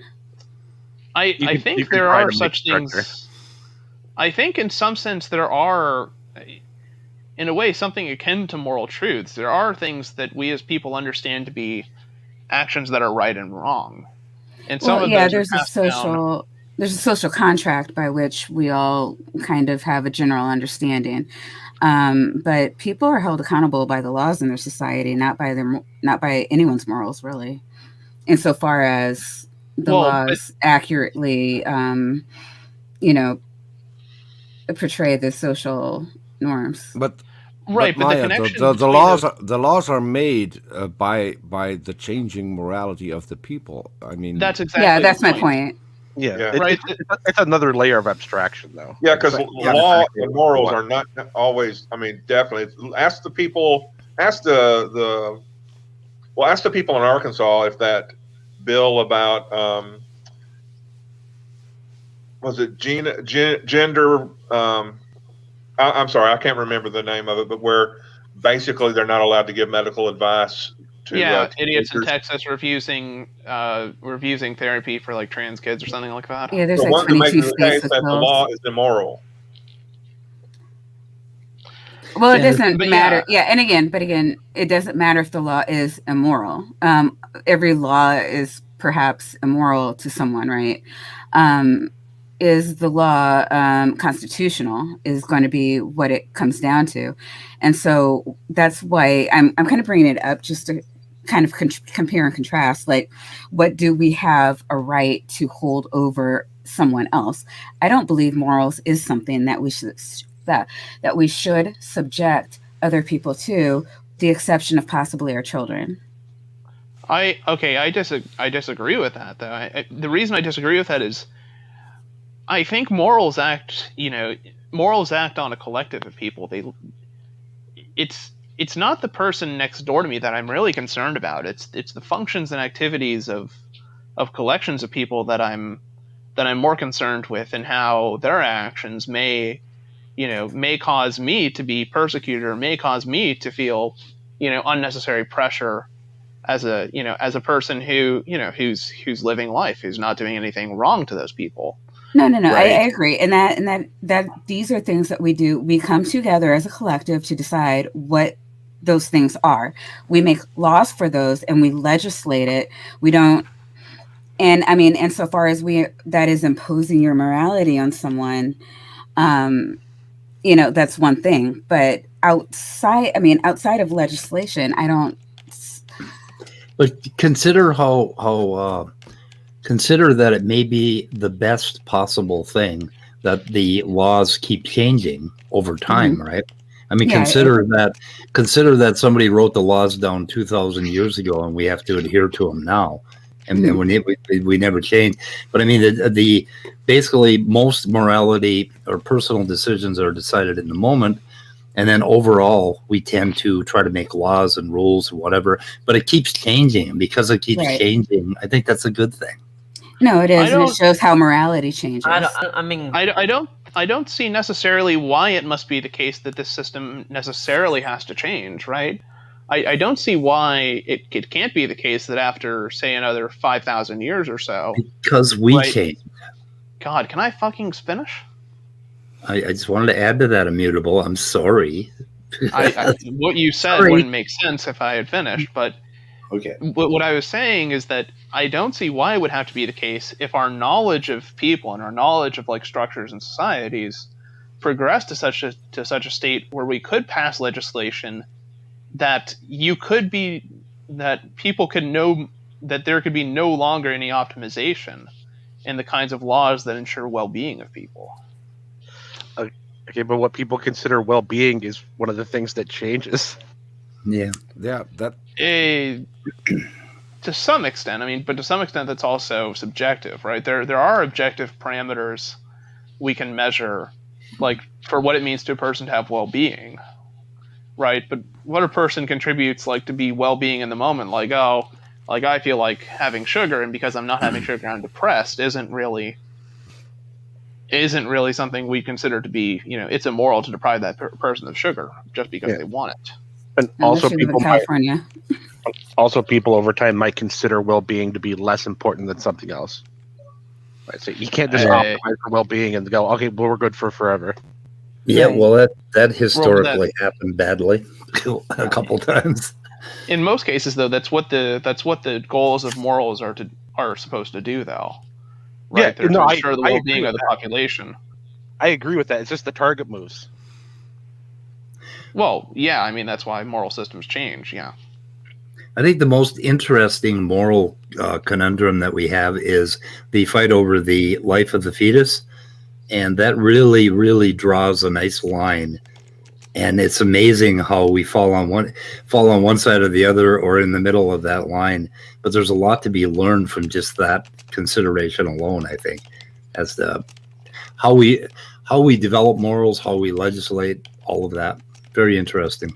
Well, I mean, I think the biggest issue with it is that we view life as a binary type of thing. Like, we think that there are things that are alive, and there's things that are, there are things that are alive, and there's things that ain't alive. Well, it's not binary when it comes to the fetus. Well, but it's not binary even when it comes to, like, more basic forms of life in regards to, like, prokaryotes or things like that.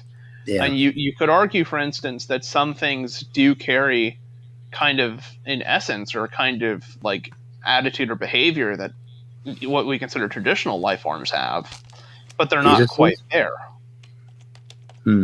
Well, I mean, fetuses are responding to the environments and stimuli, right? I mean, we don't give a shit about unfertilized eggs. Well, right? I mean, yeah, I mean, but that's the weird thing is, like, a fetus for the most part is just responding to changes to its environment, right?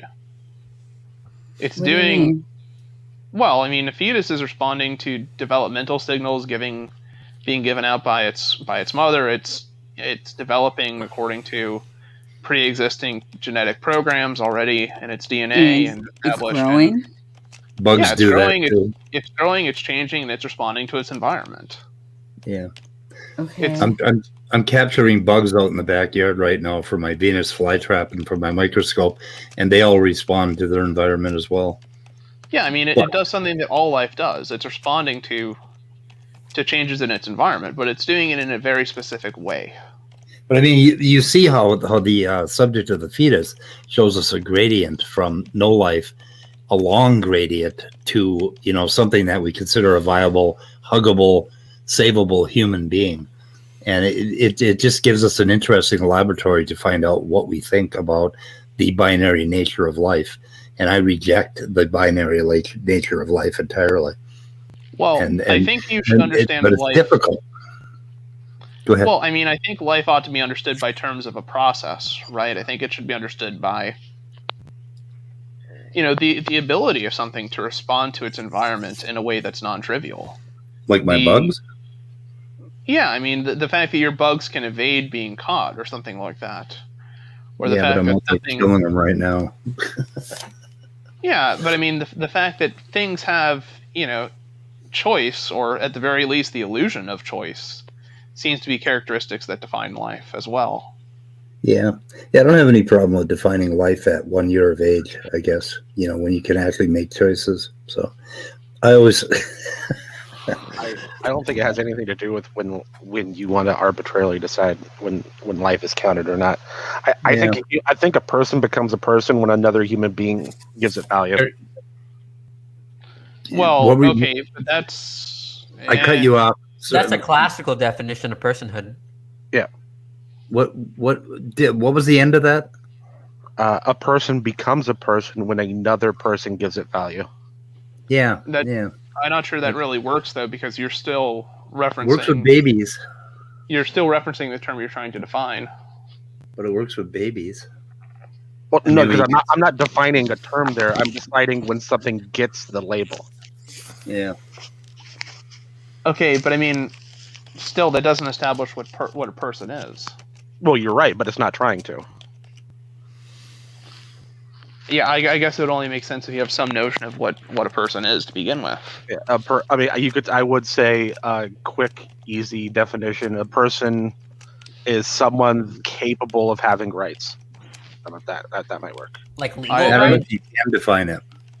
I would go more basic. I would say a person, one of the basic qualities of a person is the ability to manipulate their environment. Really? My bugs do that. Okay, so would you say someone in a coma isn't a person? I would say that's the really difficult thing, because that's always where people go. Well, yeah, that's why I stick to the standard I did, because it doesn't have to deal with that. Yeah, I would say that they're alive, that they're a person, but they're not sentient at the time being. Oh, there you go. Yeah, I mean, I would agree. They're not. Well, I don't know. Maybe if they're dreaming, maybe they're sentient, but they're at least not manipulating the environment. Yeah. They have I just take persons to have identitarian commitments. Well, then in that case, a person in a very deeply induced medical comatose state wouldn't be a person. No, they would be a person. They can't express those beliefs. What? They can't express those beliefs. That's a different criteria. That's not my criteria. Right. Look, but how do do you you know have what those beliefs beliefs when are? you're asleep? Do you have beliefs when you're asleep? I don't know what those beliefs are, so I can't claim to profess them. You don't have. There's no mind when you're asleep. There's no beliefs. There is, but a mind doesn't imply a belief necessarily, does it? Yes. Do all mental states reflect belief states? No. Right, but so my point follows, though, right? No, I just take a mind to be a point of view. If some other thing has qualitative states, I don't know what to call it. I view mind to be a process of the brain, so that's where we disagree. Well, you can have a process with the brain without any beliefs, right? Yeah, and that's the thing. I don't see all mental or all brain states rather as being reflective of mental states. Yeah, I mean, like if you don't, I mean, yeah, I guess you and I just mean something different by mind. I mean, when I think of mind, I think of a point of view, and if there's no point of view, I just don't know if I'm even talking about a subject anymore. Right, but the question then becomes what generates that point of view? Yeah, because like last night when I had a dream, I was the person in that dream. I didn't know it was a dream, but I still had a point of view about what was going on in my dream. The only reason I don't go with what Danny's position is because animals can have points of view, and that's true too. People. That's true too. And they can. Yeah, but they may not have. That's why I don't think animals have. They're not persons because I don't think they have a point of view like that. I don't know. I don't think we even know. But I know one thing: we in some cases consider them people, and then they become a person. About animals? I think. But some people just attach the word human to person. Well, they also give medals to them in who if they die in the line of duty serving the cops. So or war, all sorts of things. Yeah, but that may be the case of institutional anthropomorphism. So would you say like chimps have like personhood? I guess. Me? Yeah, I guess. I don't know if chimps have minds. Oh my goodness! I would say they do. I was in danger of agreeing with you, Danny, up until about 30 seconds ago. Wait! Erica's in the side chat, so we may. Thank God! Finally, I think she's been having a wine celebration of some sort because of her thesis being turned in. So she's excused herself from tonight's stream, even though she's in the side chat. Just when we were getting to something interesting, like whether or not gorillas like have. But I do. Erica, if you would like to step in, though, we understand. No, what is it, Danny? What is a mind, and why wouldn't a chimp perhaps have one? Well, a mind I just take to be a point of view, which implies views, and some things about views is that to have views, you have to have views of your views. You have to have beliefs about your beliefs, and I just don't carry the intuition that animals have self-knowledge. Okay.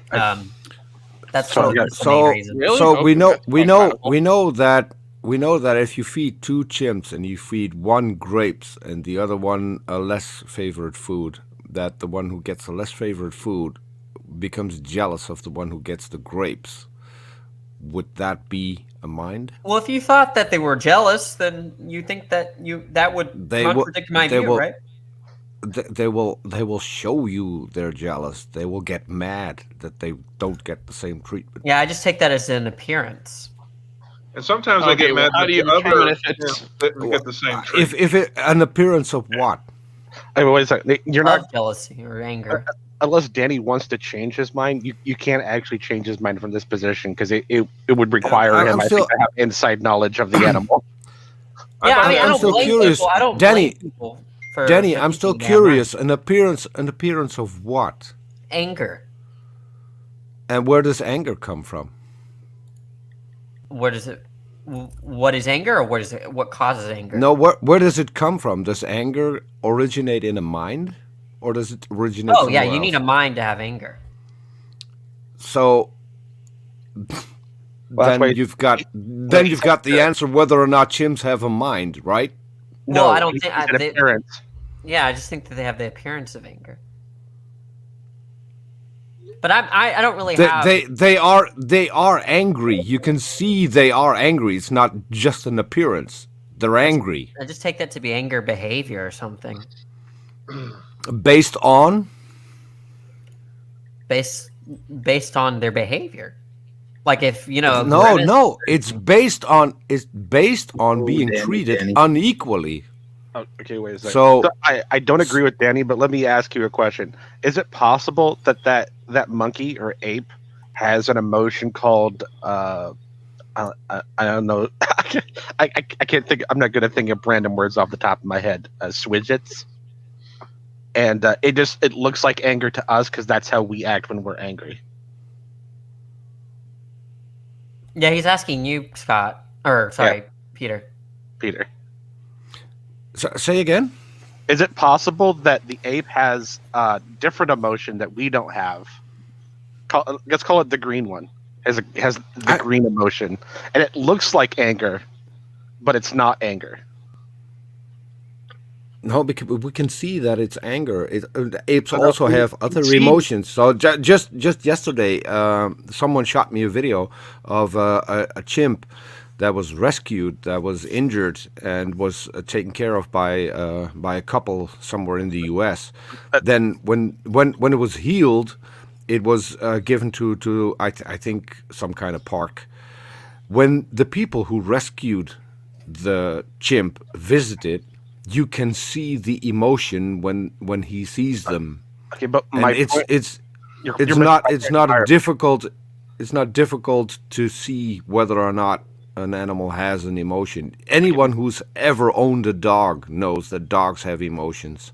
You're missing my point entirely. My point is what we can see is their actions and reactions, right? And then what you're doing is saying those are the actions and reactions I have when I am what I call angry. What I'm saying is they could have an emotion that we could call the green emotion, which isn't anger. Yeah, but you know all the same actions. You know more than that. You know that their brains are very, very similar, and the problem with not believing that the mind has a neural basis is that you might say things like, "I don't know if another thing has a mind unless I could be that other thing. What is it like to be a bat?" So, but if you understand that it has a neural basis, then you would understand that chimpanzees. I mean, if you compare the two of us, we're very similar. You would know that they have a mind, and when they feel anger, you would know what that anger is.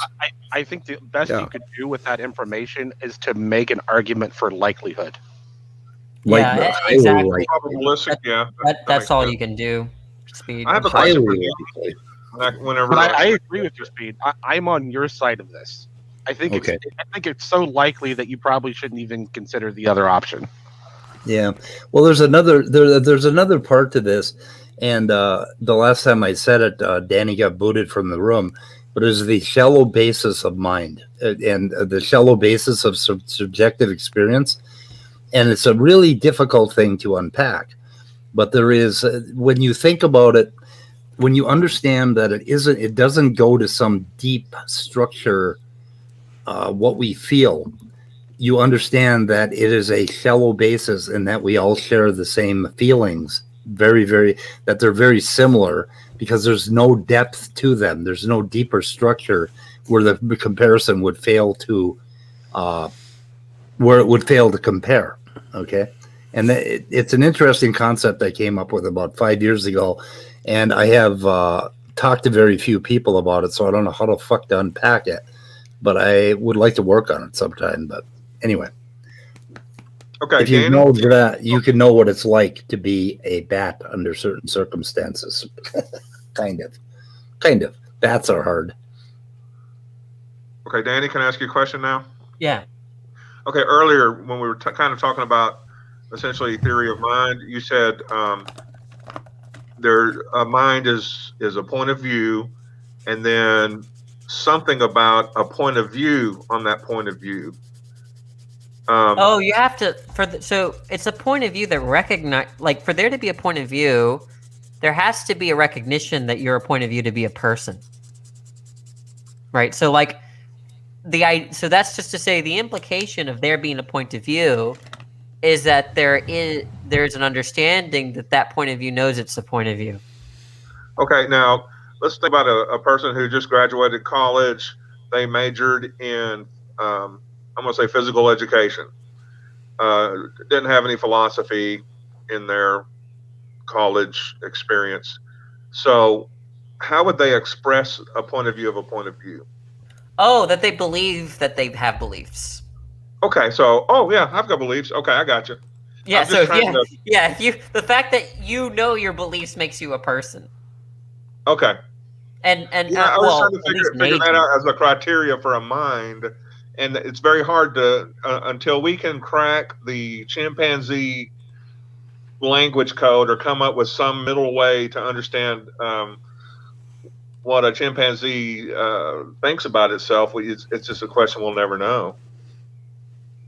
Yeah, it's a tricky question, but the point is that I don't know, like, I understand. I get people's intuitions about like higher level mammals. I don't blame people for thinking that, you know, chimpanzees and gorillas and such, silverbacks, have intentional states. I have no argument against them. I don't think their view is incoherent or anything. I'm just saying that with respect to most of animals, I just don't carry the intuition that they believe things. And so if they don't believe that they believe things, like, I don't think, let's just maybe start with something that everyone agrees on. I don't think a mosquito believes that it believes it's a mosquito. You know, I just don't carry that intuition. I think many people might also have a similar, might agree with me. I think I can steel man your position. Humans are capable of thinking about their thoughts. Yeah. And that is the part that the apes, for instance, are lacking. An ape can learn. An ape cannot teach another ape what it's learned. The other ape has to watch the other ape that has learned something to learn from that. They cannot actively teach, so they can't think about what they've learned and pass it on.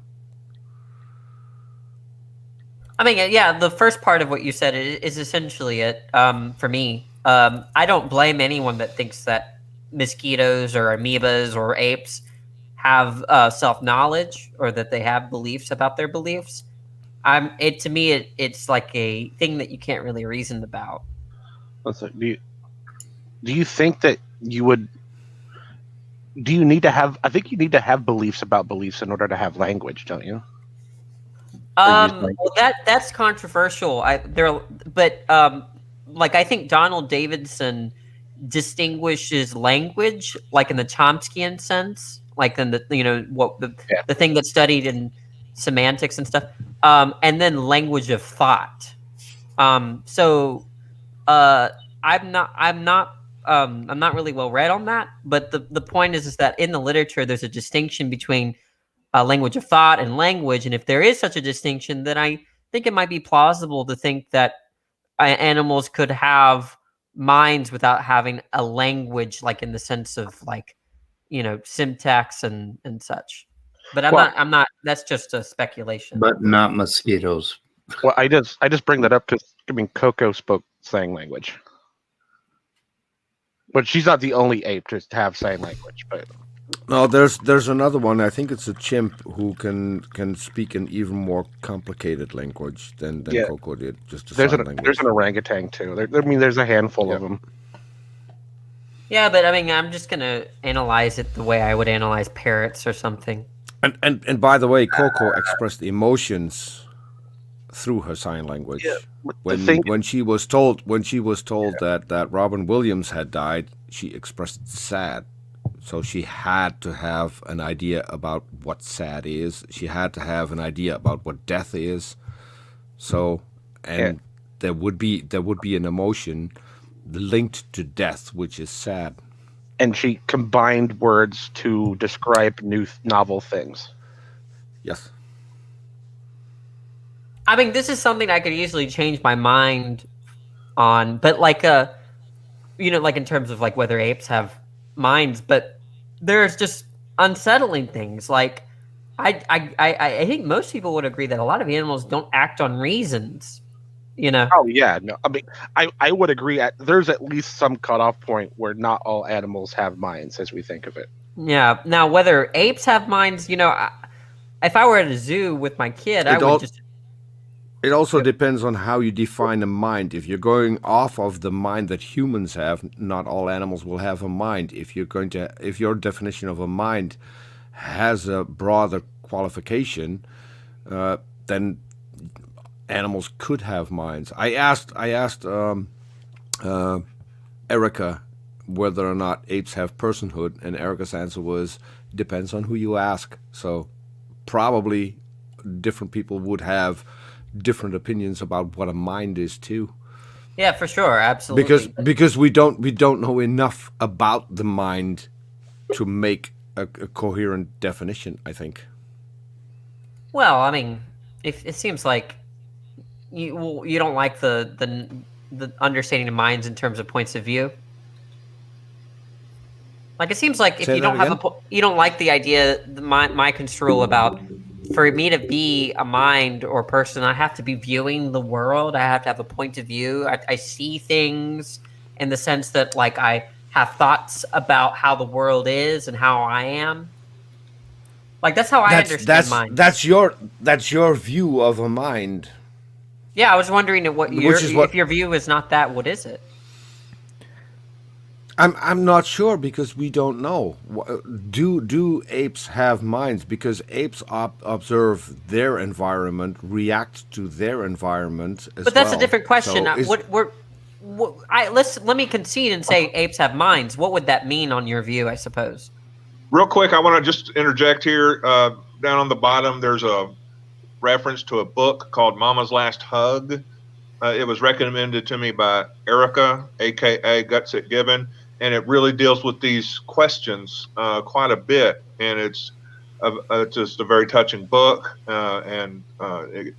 He's not a philosopher. He's I don't know.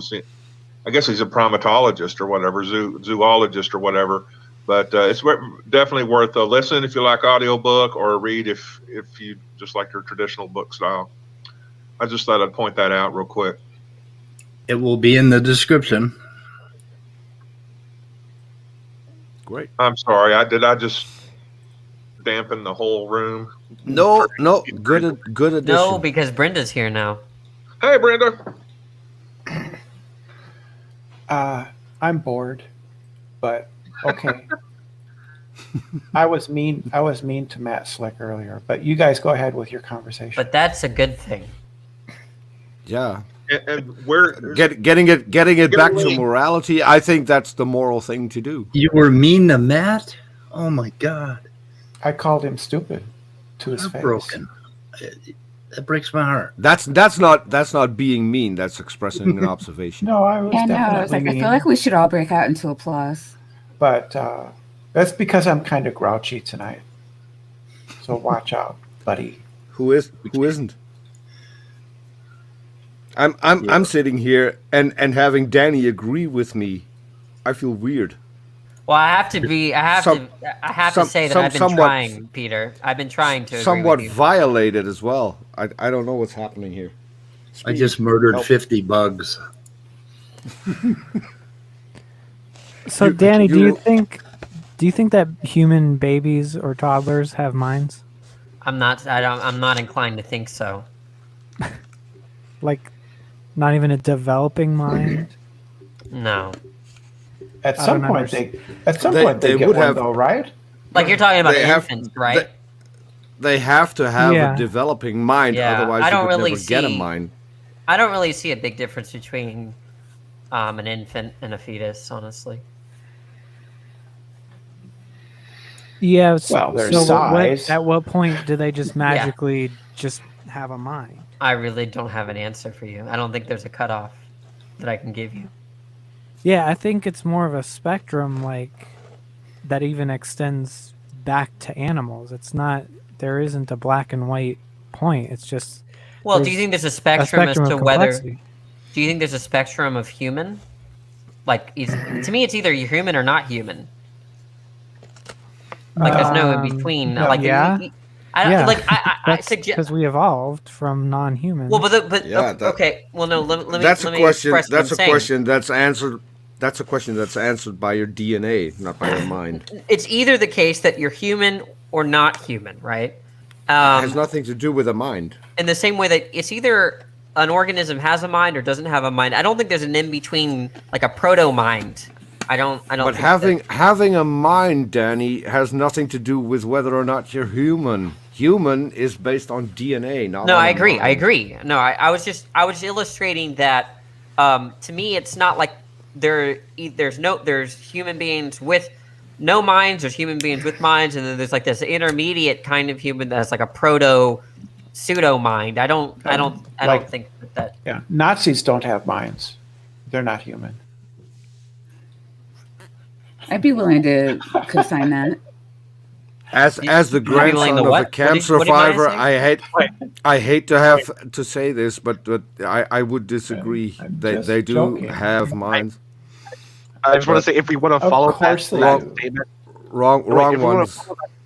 If we want to follow that statement all the way along, all the consequences, them not having minds means they're not morally bound, which means you could technically say Hitler did nothing wrong.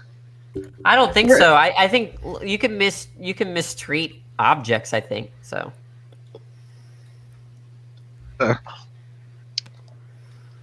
No, what I'm saying is, if they have no minds, then Hitler didn't have a mind, and he would be like an object.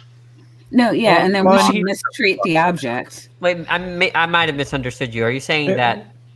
I think even if we found out that Jews didn't have minds, like you could still say that Hitler did something wrong for killing Jews.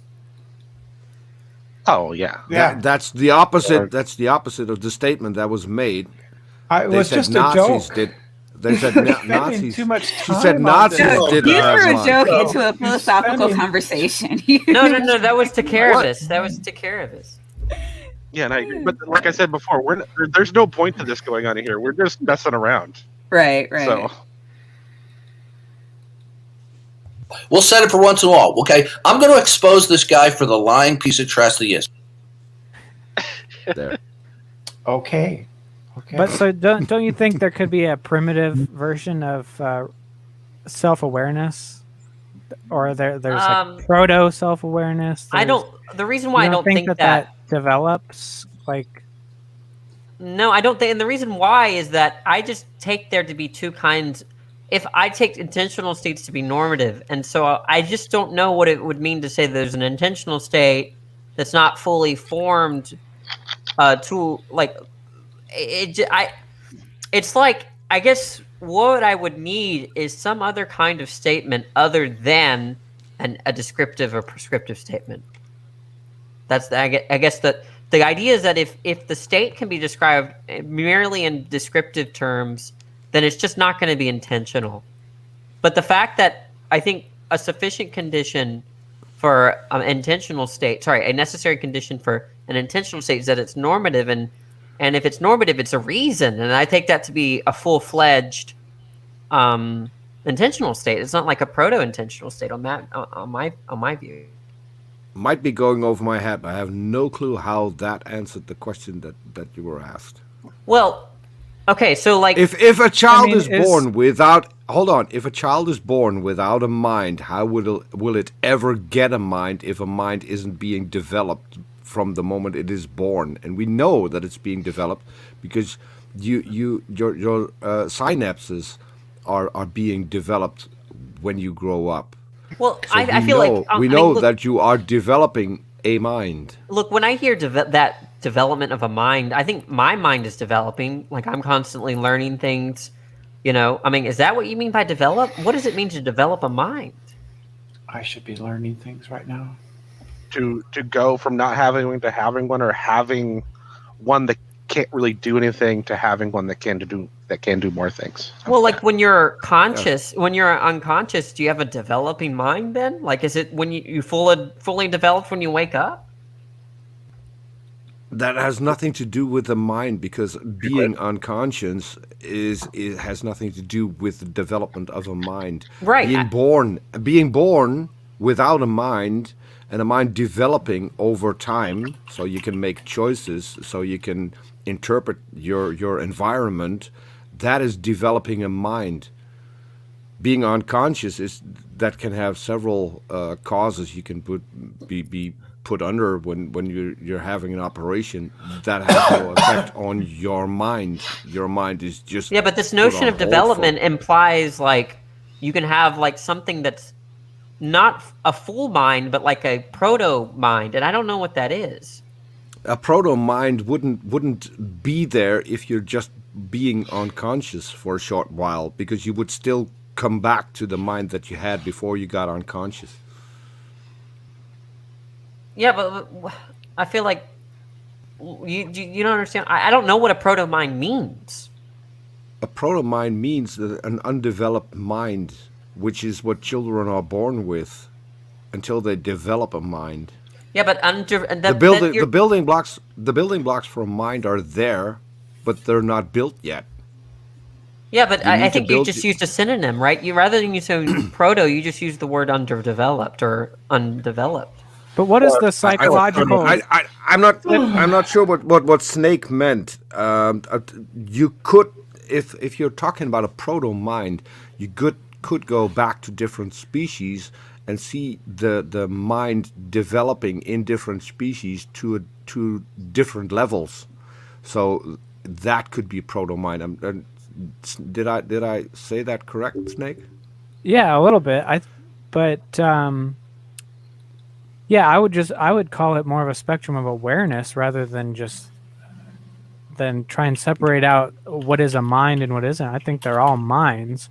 I think that the distinction would be personhood, which is could be kind of what Danny's. Yeah, that's what we were discussing. People have different controls. But at what point?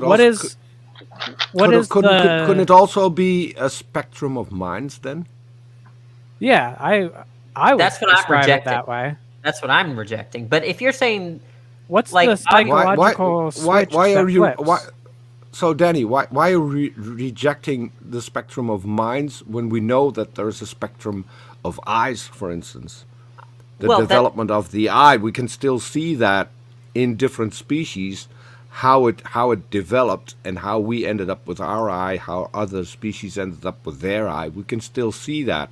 We can still see a species that has a proto-eye. Why couldn't we see a species that has a proto-mind? But I mean, that's just the thing, right? I think we want to distinguish a developing eye versus a different kind of eye. Okay, so like, like bats have a kind of eye. It's not like it's developing. It's not like a proto-eye either. That's not what I said. What I said is that we can see the different stages that led to the human eye. We can still see those in different species. If we do the same thing with the mind, wouldn't we be able to see different stages of a mind in different species as well? Yeah, seeing that everything that is on our planet is the result of evolution. So a mind had to evolve, so there have to be different stages of a mind present in different species. Yeah, but I guess like you want to distinguish like a fully fledged non-developing mind versus a developing mind, and I don't know. No, you're still misunderstanding it. Now you're going back to the developing mind, which is what a baby is born with. I'm not talking about what a baby is born with. I'm talking about a fully developed mind, but in different stages, in different levels, over different species. So, for instance, what we talked about earlier, that apes have minds. They have different minds than ours. They're not capable to teach. Yeah, I think I understand you now. I understand you now. Yeah, I think that my mind is different from yours. It's different than a 10-year-old's, right? No, you're still not getting it. You're still not getting it. Okay. I don't know what you're saying. You have to look beyond species. What I just said. Apes have minds. They just don't have a mind that equals ours. There are what's the principal difference? The principal difference is what I just told you. Apes, for instance, aren't able to teach other apes things they've learned. Why is that true? If they have a mind, I don't see because we have observed that to be true. Well, look, just because you see, I just think that when you use the word can't, you seem to suggest that it's impossibility, right? It is not in their. It is with their mind. It's not capable. They can't think about their own thoughts. They can think. But if they have a mind, I think that's implied. You need a different level of mind where you can actually think about your thoughts and convey your thoughts to others, and that's the part where apes are not capable of doing that. That doesn't mean they don't have a mind, because they can see the difference between right and wrong. They can see the difference between a place where it's beneficial to live as opposed to a place where it's not. They can see where they can learn from another species, which is why they're now in the Stone Age, certain types of apes. We even have ape gangs that have different roles. So you have the ones that distract the people, you have the ones that actually rob the store, and you have the ones that make sure that there's a getaway path free for everyone to get out with the loot. So there are different stages. For that, you need a mind. Yeah, look, they also have an awareness between themselves and other individuals.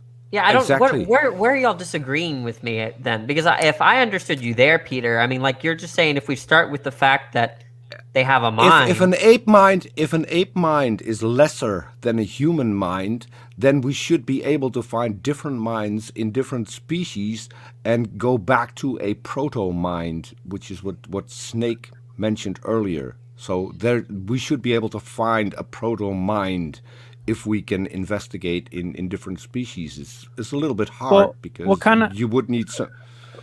Yeah, kind of what I'm saying is it's I would describe it all as a mind, but there's simple and complex minds, and there would be a mind with maybe 75% or just some of the components that a fully developed human mind would have.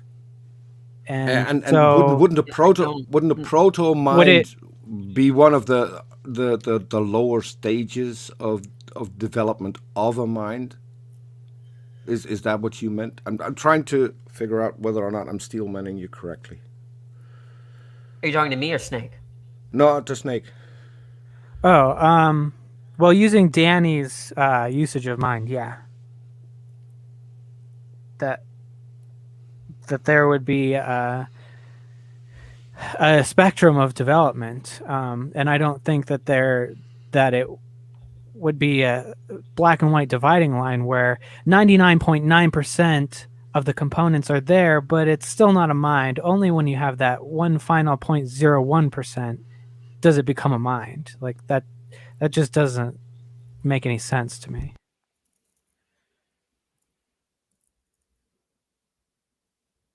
Which is why I don't think so. Oh no, look, I'm just saying I take there to be like I take my mind to be quote unquote more advanced than other, like a child's mind. And if a gorilla had a mind, I would take, you know, our minds to, you know, there's a sensical sense in which, you know, I have more ability. But what I'm saying is that I think that the what distinguishes the minds there when I use that kind of language is that I think I'm just talking about some sort of predictive thing, right? Where like if I were to show you 3 times 3, I could predict that you'd give me 9. But if I were to show you a gorilla 3 times 3, I wouldn't predict that I would get an answer. But I think that if I'm entertaining the idea that gorillas have minds, I don't think that they're the necessary and sufficient, like they're different necessary and sufficient conditions for gorilla minds. That's what I want to dispute, right? That the necessary and sufficient conditions for minds are met both among human beings and gorillas if gorillas do have minds. You're still making a big mistake if you compare a gorilla mind with a children's mind. A children's mind is a developing mind which can reach the same stage as yours is. A gorilla mind cannot. So we're not talking about stages of development. I don't think you can establish that. We're not talking about stages of development within a species from the moment they're born. We're talking about what the species is capable of having with a fully developed mind. A fully developed mind from a gorilla is different than a fully developed mind in a human being. Look, this might clear something up. What you're equating is a false equation. You can't compare a gorilla mind with a children's mind. Maybe this might clear something up. They might be equal at some point, but the children's mind is capable of more once it's fully developed, as opposed to a fully developed ape mind. Yeah, this might clear something up. If something has a mind, okay, then I take that mind to have no limits in terms of what it can know. That's where you go wrong, because mind is, as we talked about earlier, is not a set thing. You have different stages of mind in different species, and that's what you keep trying to run away from. We know for a fact that apes have minds. They're just not capable of the same things as a human mind. And the fact that you want to deny the fact that apes have minds, I think, is just ignorant on your case. You should dive Yeah, I'll into that entertain a an little bit argument, but I don't think you can have. There could be an argument to show, you know, your point. But what were you saying, Karavis? I want to just say, fuck you, Leo. A human mind is an ape mind. Don't mess with me, because you're not going to help the conversation. Yeah, I think you two are using different definitions of mind. Is, I think, the main issue between you two. It seems like Peter, when you say mind, it seems more like you're just it's interchangeable with fully grown brain or not fully grown brain. Yeah, that's what Danny is like. Yeah, the mind is the product of a brain.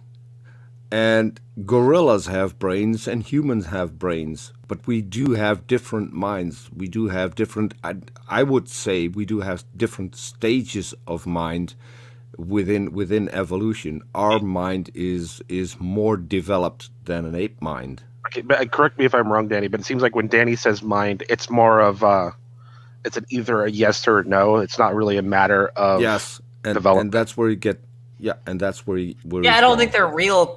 They're like real categorizations of minds. I mean, when I say that there's a gorilla mind, there could be a world in which a gorilla mind can perform calculus, you know? And so that's there couldn't be. There couldn't be. Yeah, because how would it learn that? I guess another way of when I say this, there's a mosquito mind, a gorilla mind, or whatever, I just mean a gorilla or mosquito or human body with a mind, right? I don't take their minds to be. You're still not answering. You're still not answering my question. My question is, if you say that in some other environment a gorilla mind could do calculus, how would it learn that? I don't know. If gorilla minds don't have the ability to teach, well, that's just begging the question, right? I'm saying that there's a possible case in which gorillas know how to do calculus. I don't see a contradiction. How would it learn to do calculus? From who for my would claim it to learn? be substantiated, all I have to show is that there's no contradiction. No, you'd have to substantiate how a gorilla would learn to do calculus. No, not to show that there's no contradiction. You'd have to show how a gorilla learned how to do calculus. If your claim is that they could do it, how did it learn that? Look, you can't just make a claim. You can't just make a claim and imagine that an all-powerful being just poofed it into existence. Do you think there could be life? Look, do. this is just straightforwardly false, right? If one thinks that there could be life on some other planet, they don't have to show how that could be. That's completely different. You're making a positive claim Yeah. about a being we know exists and we know has certain limitations. You're not getting the analogy. You're misunderstanding the analogy. No. You're saying that a being that we know has certain limitations wouldn't have those limitations. I don't take those to be there to be any sort of real. Hey, asshole! Let me finish. You lying piece of trash. There. Who keeps doing that? I thought it was midnight at first, but he's been long gone. How about this? Maybe this will help you, Peter.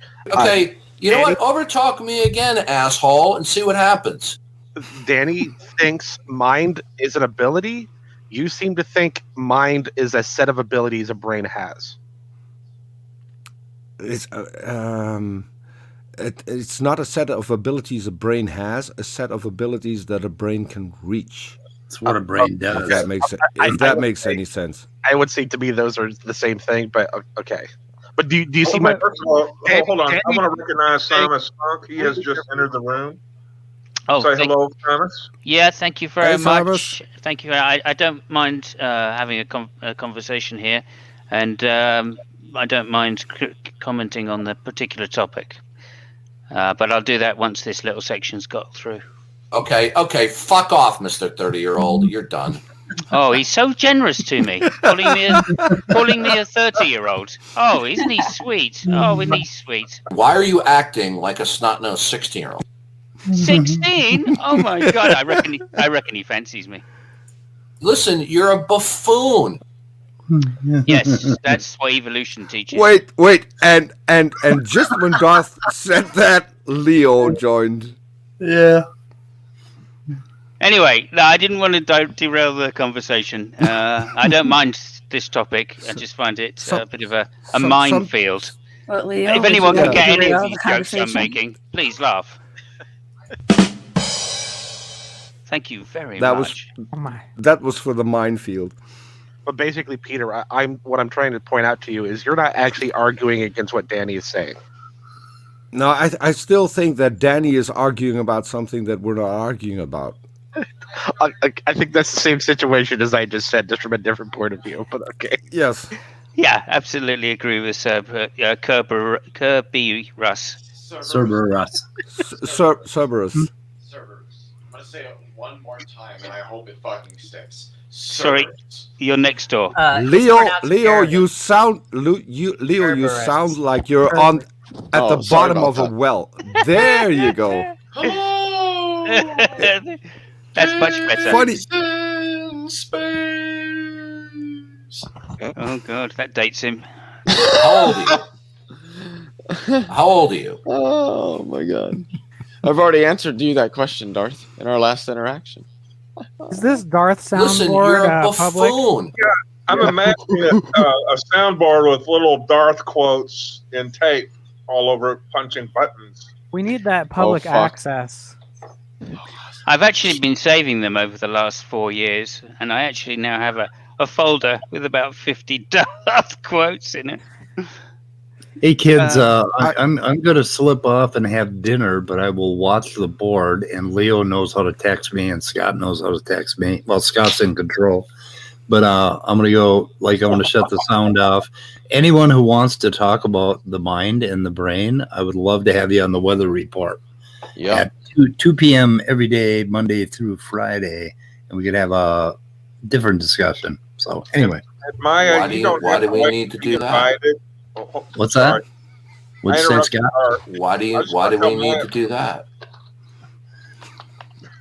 Fuck you, Darth. I'm just going to say, Maya, you don't have to be invited. As soon as a link gets thrown out in the chat, you're always welcome to. That's right. Oh yeah, I should clear this up. This is the first time I've met Maya in an actual hangout. Well, hello, Maya. Oh, hi, Simos. Always a pleasure. Same for you, Leo. Always Yeah, and how's it going? And Maya, I'm really glad you showed up. I'd like you to come back often. So. Thank you. You're sweet. Danny, I don't think we've had the pleasure, but I'd like to share the sentiments of everyone in the live chat and in the panel when I say "fuck you." It's a joke.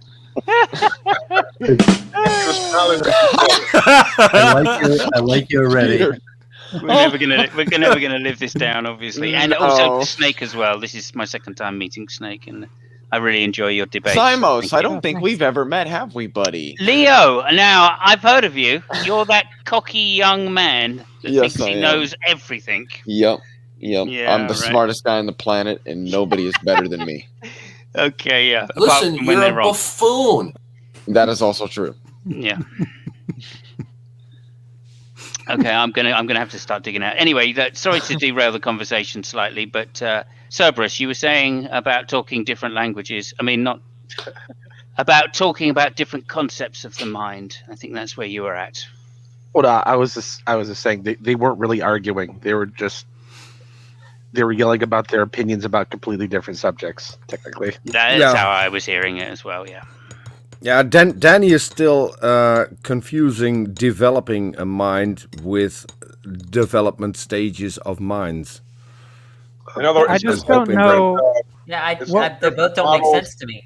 What would you even call the awareness that a gorilla has then? If it has awareness, it has a mind. Well, a mosquito's aware. Well, so then it has a mind. Yeah, mosquitoes have minds.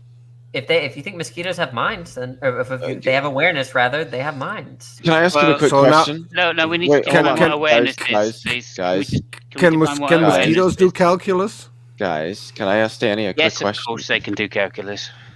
Leo, what's your question for Danny? Danny, do you believe that the idea of consciousness or the concept of consciousness is gradient in life forms? I don't think so. I mean, you have to. If I understand you correctly, I don't think so. Yeah, I think that's the disagreement here.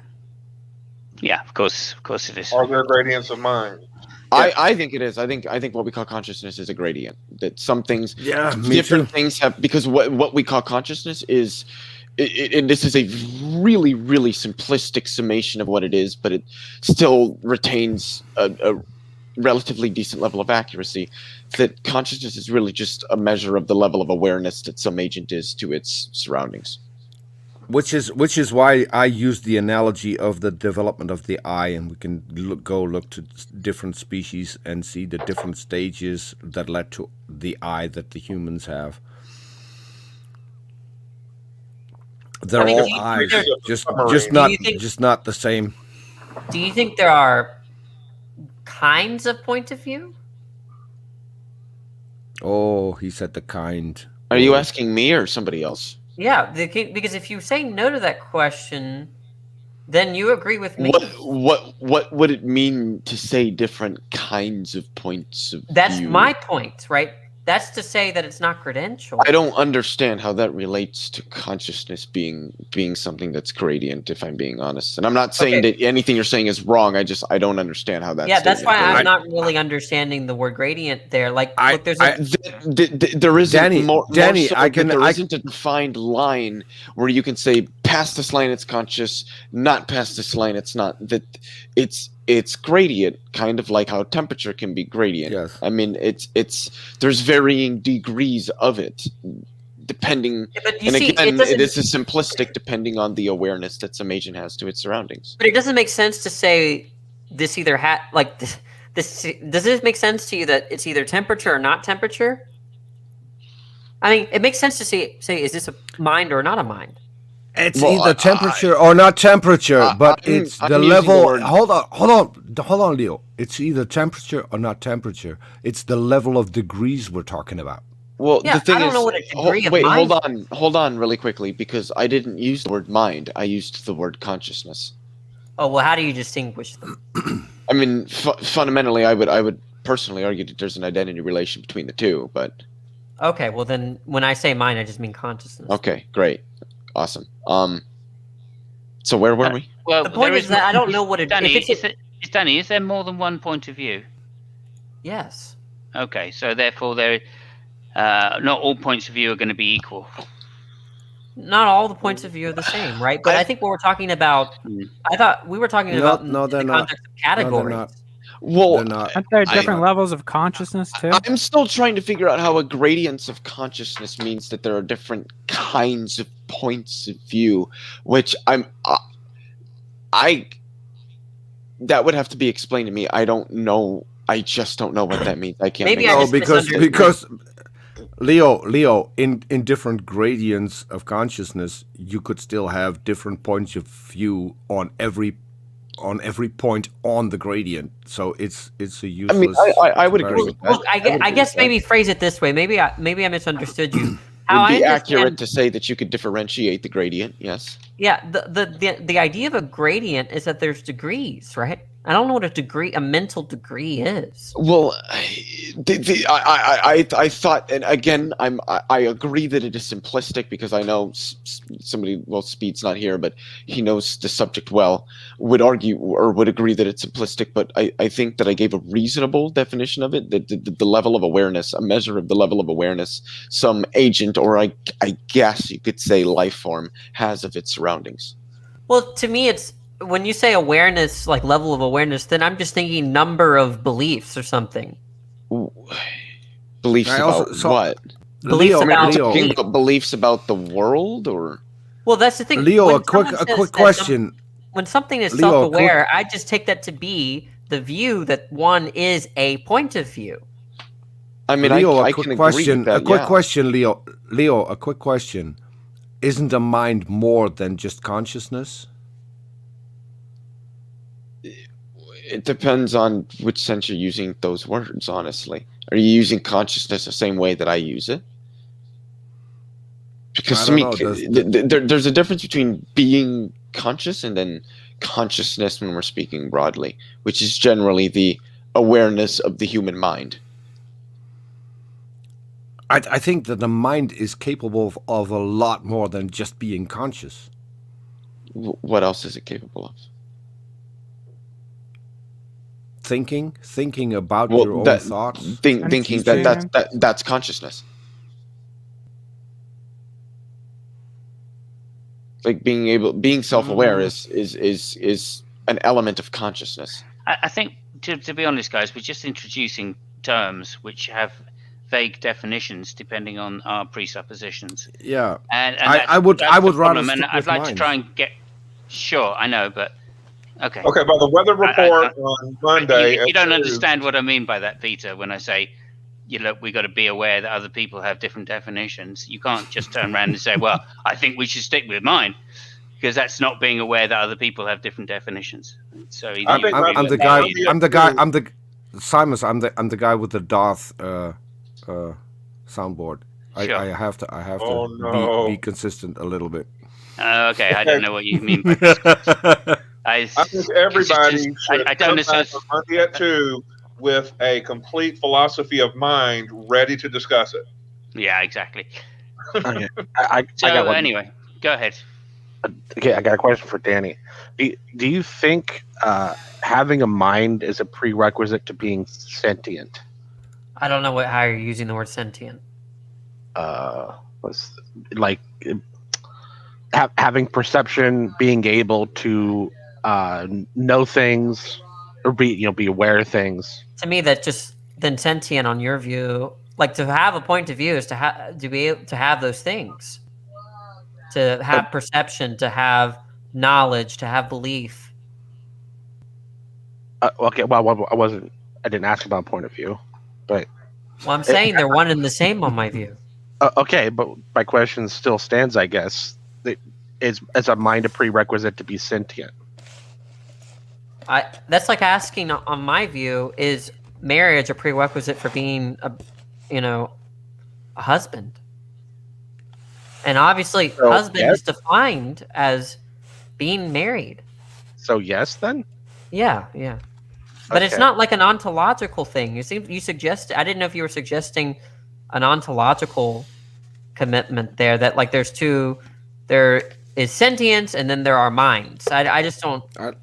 I love your analogy, Danny. What's a wife? Hey, wait a second. Do you think Married person? do you think other apes, not, I guess, let's try something other than apes. Do you think a howler monkey has perception? If it has a mind, it does. Well, I'm not asking you if it has. That's not the question. I'm not so sure. You're not so sure. Do you think their eyes function? I don't know. Like, what do you mean? Well, perception is senses, your eyes, your feeling, your hearing. Well, so I take perception to be something different. But if you're just saying that, do their eyes cause behavior? Sure. Well, it's sense perception then. Try using that as the phrase. Eyes don't cause behavior. Eyes don't cause behavior. Hang on. Sense perception. I mean, do you think animals are able to map out their environment so they can return to locations? If it's in the intentional sense? I would say yes in the intentional sense, personally. Yeah, that just means that they have a mind, but I'm not so sure if they Yeah. have minds. You don't think? Wait, and I'm not like, trying to. So they can do something Never mind. because they have minds, but they don't I have know. minds. That's awesome. No, I didn't say that. Yes, you did. But wait, you just okay. My first question was, is it a prerequisite? The answer was yes, and then I went through the details of what sentience About is. sentience? You have Yeah, that. I just didn't. I don't. Sentience just means mind. Like if something's sentient, it has a mind. Yeah, it's almost. I was kind of fiddling around on Okay, Google. It's almost a synonym to consciousness. Yeah, So I don't really distinguish. But I mean, the things that make sentience is like having knowledge and perception, right? Yeah, but that's constituted by minds and being a point of yeah, view. you already said that they're the same thing. Yeah, points of view, minds, being sentient, consciousness. These are all like synonyms for me. It's like good, beneficial, ought, do, right. They all mean the same thing. Do you think an emotion is a point of view or a belief? It of some implies a kind? belief. Yeah. Yep. Yeah. Is there another way in which an animal could map out its environment to return to certain locations where there's things that I they mean, want? maybe in the same sense like a robot does. Yeah. Like like my iRobot maps out my the floor. Well, are robots incapable of being sentient? No. Okay, then I'm not sure how you could ever come to the conclusion that an animal can't be one. Then I didn't say that. okay, you're just not sure. I guess. Right. But it doesn't have a mind. Yeah, I'm not confident that they do. Damn it, I'm going to have to order. So they philosophy of mind. They show an ability that is reliant on a mind, but they can do that. What ability was that? Without a mind. What ability was that? To map out an environment. Look, robots can do that, and they don't have minds. Yeah, but can robots? It depends on how. Can robots under their It depends own on. go back to locations of their own accord. That just implies a mind. If I don't think they have minds, the answer is obviously no. Okay, but I'm not asking you if they have minds You or said not. on their own accord. I mean, So wait a minute, Danny. So you say you just said that a robot can do what an animal can do, that can map their environment, and then you said that a robot cannot do the same thing. Yeah, if it doesn't have a mind, which I don't attribute a mind. In fact, I have the belief that my iRobot vacuum cleaner does not have a mind. But there's a sense in which I can say that it maps out the question. But Cerberus' question was specific. Can they map out their environment so that they can return to a specific location? And your answer to that was that my iRobot can do that. And then you said it can't do that. So make up your mind what your iRobot can and cannot do. You're not understanding me. I'm very nuanced. Okay? No, it's not. It's not. Look, I'm just saying that if it has a mind, like there's a sense in which we can say a thing maps out its territory without there being a mind. Okay, but I'm not asking you whether they have a mind or not. I'm asking you, can they do this?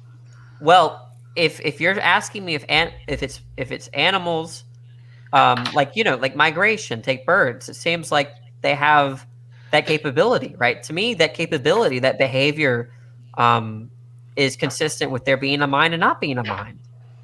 Let's take a different thing. Let's take bees. Bees return to the hive. If you remove the queen to another location, the bees will convey the new location of the queen and return to that specific place. Does that require a mind? Okay, wait. That's not new ground, Peter. I'm going somewhere here. So, okay, Danny, if you're observing me, how could you, given your standards so far, I don't see how you could ever come to the determination that I have a mind. What's my standard? Well, I mean, what could you observe me doing that could let you conclude that I have a mind? I don't have a reason, right? To me, how we've come to establish intentional states or minds is not a sort of inference thing that goes on. It's ultimately perceptual. Why don't you answer the question, Danny? Because you're obviously not answering. Well, he was attributed to me a standard in which of like attribution of mental states, and I have no such standard. Well, you have a standard because you just said that your robot doesn't have a mind, so you can determine whether or not that robot has a mind. Now, determine a standard how Cerberus has a mind. Yeah, because like I said, I don't really have a standard. Welcome back, Brenda. I feel like a mind requires some kind of subjective experience, so a robot wouldn't have that. And animals do have that. So, if you can't have a standard that would make you determine whether or not Cerberus has a mind, you cannot have a standard whether or not your iRobot has a mind. I already admitted that I don't have a standard. Peter, like so you're always trying to go the place that I'm going, just not quite as good as where I'm going. Just give me a second here. So, Danny, if you don't have a standard, if you don't have a standard, what you would say allows you to identify that something has a mind or not, I don't think you could actually say that you have a mind. No, I have self-knowledge. Oh, so your standard is self-knowledge. For my own mind, not for other minds. Okay, so you could... So you only have the capability. I can't self-know your intentional state. That makes no sense. Okay, so there's no way for you to know that I have a mind. There's not. If I know, it's not going to be based on an argument or a reason. But are you convinced that I have one? Yes. For what so there's no reason though. You're just convinced. Right. So this is the same thing that it's the same sort of thing that I'm very convinced that the external world is real. That's the sort of. So I don't really have a reason for that though. So there's nothing that led you to have that belief. You just have that belief. Well, there's certain things that caused me probably, but I'm not. What? Do you have any solution for solipsism? Oh yeah, I do. But solipsism though is just the view that there's no external world. Excuse me. And there's just the self, right? So when I said that I have I made the analogy between the external world, I'm talking about how I know that I'm not a brain in a vat, which in that sense, there is a sort of external world. It's just kind of generated by things other than what I take to be like a tree, you know, that's not actually caused by a tree being in the world, rather some simulation. But solipsism can be answered in terms of, I think, on solipsism, everything is mental, but I take all mental phenomena to be self-known, but I don't know everything about all mental phenomena under solipsism. So those, under my view, those phenomena can't be mental in virtue of them not being self-known. Since Pete is not here to pull up comments from the side chat, I'll read one out. Ryan just said Danny is sunflower without genitalia. I don't want to pull that up, but no, I honestly think it's probably the other way around. I'm not sure that's an actual. Thing that's been left out of this conversation about mind. What did he say? I wanted to know what Cerebus' response was. Cerberus. Oh, well, I don't think that's an actual solution for solipsism. Do you think that all mental states are self-known? I'm still confused. I'm still confused. How, Danny, you can say that Cerberus has a mind if you don't have a standard of what a mind is and how to determine whether or not someone can have one. Because to me, a standard implies an argument there, like a set of criteria that is, you know, the necessary and sufficient conditions for there being which you would need to determine whether or not Cerberus had a mind, and you just said that Cerberus had a mind, so you have to appeal to some kind of standard in order to make that conclusion. Look, another way of saying what I'm saying is that the way you've come to know other people's minds is that it's not inferential, right? I don't have a set of premises or sort of a set of truths that I can infer from to say, therefore, a mind. Can I ask a question, Danny? Yeah. And I don't think this is accurate, but I want to ask it anyway, just for some level of certainty. You're not speaking about something that's a priori, are you? No. Okay.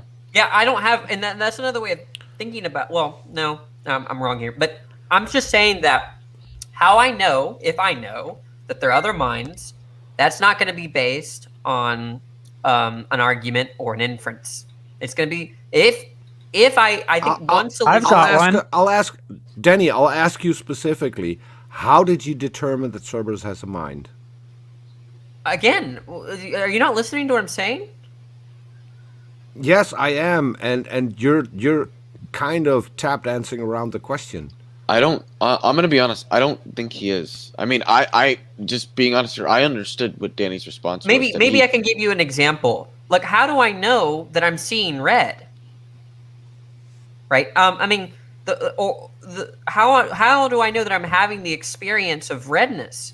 There's no. Because you were taught what red is. No. I saw red. Yes, because you were taught what red is. Well, he was taught the word, but he wasn't taught the experience. Yeah, I would agree with that. It's experiential. Well, if you look at something, and that something is red, that is what you were taught. So what do you mean? That I have, hold on. The picture that I have with the bird, the guy has another bird, which is a small vulture. He taught the vulture to see colors. And he can actually throw some toys on the ground and ask the vulture to bring the red toy, the blue toy, the yellow toy, and the green toy. Okay, so he taught the bird to see colors. Couldn't experience the colors, you could never teach the bird the labels. Yeah, I think what you're referring to, Peter, is more the syntax or maybe the semantics of understanding what color is and communicating it. But the experience what I'm saying is if no one would ever is not taught. That is experience. The experience, yes, the experience is not taught, but the color, the definition of the color is taught. So if Danny says, I can if agree I'm with seeing that. red, I think the red is the part that is taught. Well, the word is taught, but the label, yeah. Yeah, the label of the color is taught. Essentially what we're teaching is, hey, this experience that you have, this particular label applies to that experience. That's what's going on. Yeah, that's how I take it. I'm talking to what Leo said. Leo depicted me really well.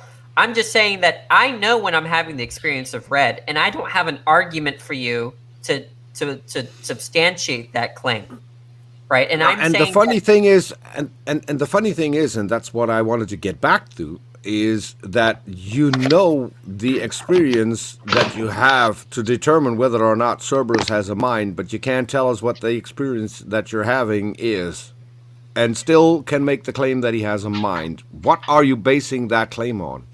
Look, I'm saying that when you ask me that question, it's like asking, look, it could be the case that I need to be a skeptic about other minds, right?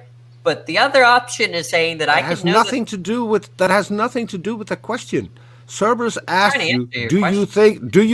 Cerberus asked you, "Do you think that I have a mind?" Your answer was yes. Yes, I do. What was that answer? What was that answer based on? Okay, pause. I just needed to say I have to go. My dogs are looking at me funny. Apparently, I need to feed them and stuff. So. Speed is watching y'all, okay? All right, and so just be good, and don't make me feel disappointed. Anyway, so if we behave badly, we need to do it really quickly before he gets in here. Do it quickly before Speed can get to his computer. Yeah. So anyway, Maya, I just wanted to say I'm so glad you were able to join us, and I hope you will continue to join us. It was great having you and. Folks, Thanks for inviting me. Don't talk Maya. She's our newbie. Yeah. Goodbye. The point here. Scott. The point here, Peter, is that not everything is known by having an argument or making an inference, right? And I'm saying that if I know that Caravis has a mind, then it's not going to be in the way of an inference, all right? And so when you're asking me, on what basis or on what standard are you utilizing to establish that Caravis has a mind, right? That's just to kind of ignore what I'm saying and saying that there's not a basis. And for if you make Danny, if you make a positive claim, you have burden of proof. Okay, how you got to that particular claim. Not yes, for everything. You have. Yes, for everything. If you're going to,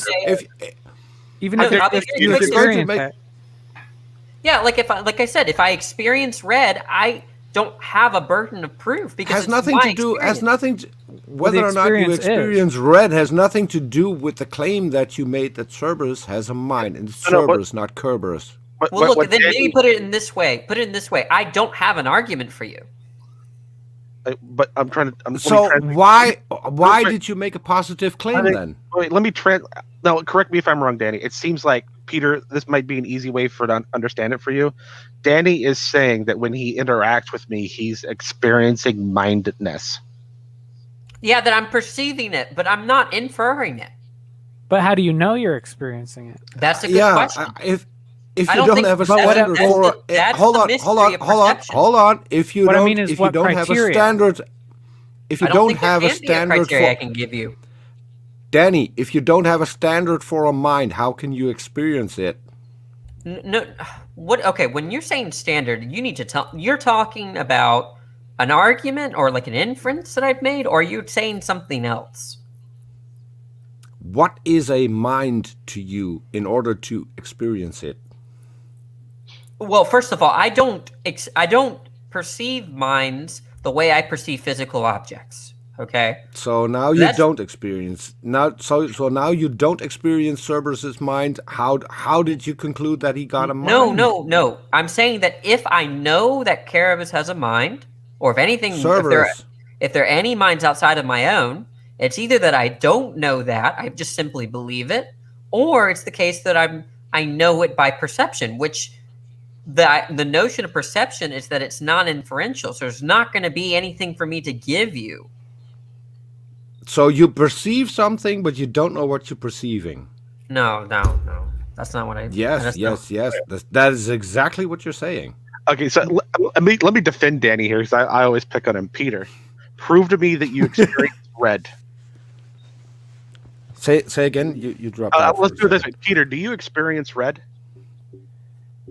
Yes. Prove it. Prove it. Okay, so I could show you something that is red and have you independently confirm whether or not it is red or not. Oh yeah, nice trick. I understand that someone's taught you the word red. Yes, which right? is what I said earlier. And you could have learned what objects are red, but that doesn't mean you're experiencing red. Prove me that you're actually experiencing the red. But the thing is, red can't be broken down. Minds can. Yeah. You can break minds down into different criteria. Nice trick. You can break down red into a way. Leo, mute. Leo, mute. You can break down what red is into a wavelength and can have a machine confirm whether or not what you're seeing is red. No. But how do you know that wavelength is red?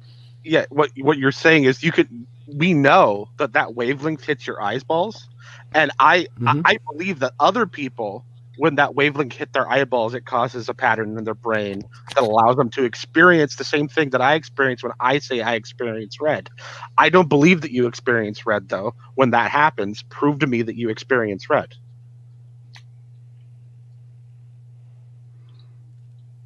As I said, the only way that I could do that is by independent confirmation. Well, yeah, but there's no way. There's no. What I'm trying to get at is you could test. You could confirmation. You could test with other colors. You could test with other colors whether or not I am capable of experiencing red. You could have different colors and have me point out the red. So there are ways to check whether or not I'm experiencing red. What I'm trying to point out, it's just an assumption at that point. It's not, because it can be independently confirmed, and it can be confirmed by machines. So it's not not based on someone's we can confirm preferences. that your brain's having a reaction. We can confirm that the wavelength exists and is interacting in your eye. Right. We can confirm all the physical things. But what we're talking about here is qualia. It's not an apt analogy, though, because there are parts of an experience of a mind that can be broken down into. You can even break that down into colors, because the image that you see of someone acting with a mind is broken down into colors. Speed. You can't break down the colors. Speed, are you listening? We're talking about qualia. Speed, are you there? Can you hear me? But the thing is, we're not actually. It's not. I'm not trying to make it. I want to put I'm not trying to talk about mind. I'm talking about mindedness, right?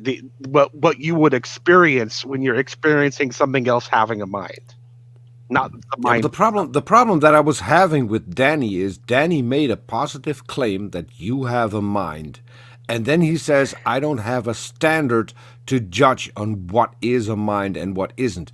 If you don't have that standard, you cannot make a positive claim. I know what a mind is. I'm saying that there's no criteria that I could give you to have you understand an inference that there's a mind, that I think Caribus has a mind. So you could not make a positive claim that Cerberus has a mind. Well, I can make the claim. I'm just not going to be able to argue for it. But there are smaller concepts in mindedness, though. You could make an observation. No, because the mindness that you're experiencing is just the experience, right? It's not all the little pieces of the brain or mind that you experience internally. And I would still argue that you can test whether or not someone has a mind. Yeah, it seems like even if you're wrong, your brain is still being triggered by certain behaviors that you're experiencing. Yeah. I'm not so sure. Look, I'm just saying that. Does anyone here offer any criteria for how you establish that I have a mind? Yeah. How do you know I have a mind?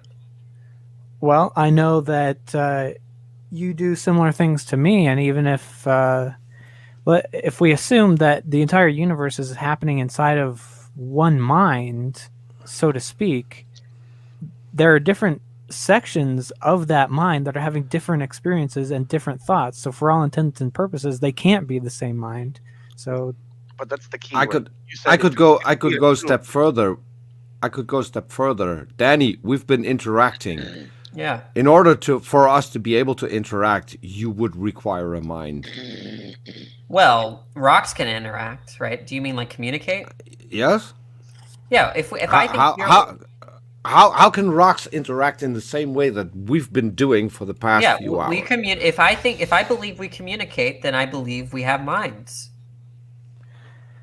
That's not the question that I asked. I asked you, how do rocks interact in the exact same way that we've been doing in the past few hours? I'd be. Really Well, I don't think rocks communicate with each other. So they don't interact. No, well, what you mean by interact is communicate. Sure, they don't interact. What is interacting to you? I guess like just a simple cause-effect relation. A simple cause-effect relation. I So can if I put understand- two rocks on the ground, how are they going to interact? Can I? No. They might not. Can I wait? Hold on. So, you know what? They couldn't No, interact. They couldn't keep going. interact. All I'm They gonna do only. is end up derailing the discussion anyway. Just keep going. Look, here's the thing. Listen, you're a buffoon. You're not going to be able to prove qualia. Good luck. You'll be the smartest person on the planet if you can. I was just gonna say, because I can agree, at least for the sake of the discussion, the way that Danny defined interaction, but I would argue, as a physicist in me coming out, that there are interactions that take place that aren't really Cause-effect. that aren't construed in terms of cause and effect. But Sure, I mean, I'm willing to take a different. yeah, definition. He was that's using not the word relevant. communicate. Yeah, that's not relevant. Yeah, So look, for me, I wouldn't consider interaction and communication to be the same thing, but I would also argue that there's more than one sense when we talk about communication, and I think that there is a sense in which you can speak of communication as an interaction, that the two objects are communicating in some sense. Like cells but communicate, right? But I'm not. Yeah. I don't think that. I think that's a different sense of the word communicate than when I'm communicating with Peter. Since I you derailed so well, Leo, name me one thing that isn't based on cause and effect. Vacuum field fluctuations. Yeah.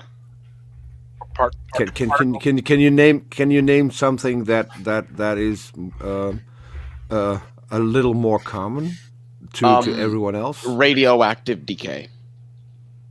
Particles in general are probabilistic. I got a question for you. It's caused by the fact that it's an atom. Atoms don't cause radioactive decay. Leo, behavior I got a is question. decay, I got a question for you. If I get It's an like saying idea, atoms cause does that have a cause? Wait, what was that, Peter? I'm sorry. I said, if I get an idea, does that have a cause? If you suddenly having an idea, does that have a cause? Mm-hmm. Yes, but that's deterministic. I can describe that with classical physics. I'm talking about quantum physics. What's the cause then? The cause of you getting an idea is activity in your brain, electrochemical activity in your brain. That's what an idea is. So it's electrochemical activity that was caused by other electrochemical activity. So the idea is the cause. No, the idea, which is electrochemical activity, is the effect of other electrochemical activity, which was the cause. Like Peter, you need to embrace the probabilistic nature of the universe. Otherwise, you're arguing for a prime mover, and I don't think you want to do that. This was just a question for my personal entertainment that I wanted to ask. So, no problem. Yeah, the whole idea, and there are philosophical discussions that could be had on this, but speaking more in terms of what we understand through physics, and I would argue that there are good philosophical arguments for it as well. Cause and effect is an emergent property. It is not a law or a principle intrinsic to reality. It's a way that humans can understand relations between certain states of affairs or objects that are defined by states of affairs. But it isn't something intrinsic to reality. And luckily for us, not all probabilities are equally weighted. Very true. And that was the answer that I was hoping for, Leo. So thanks. Mm-hmm. Yeah, that's Le Op Hilius. What?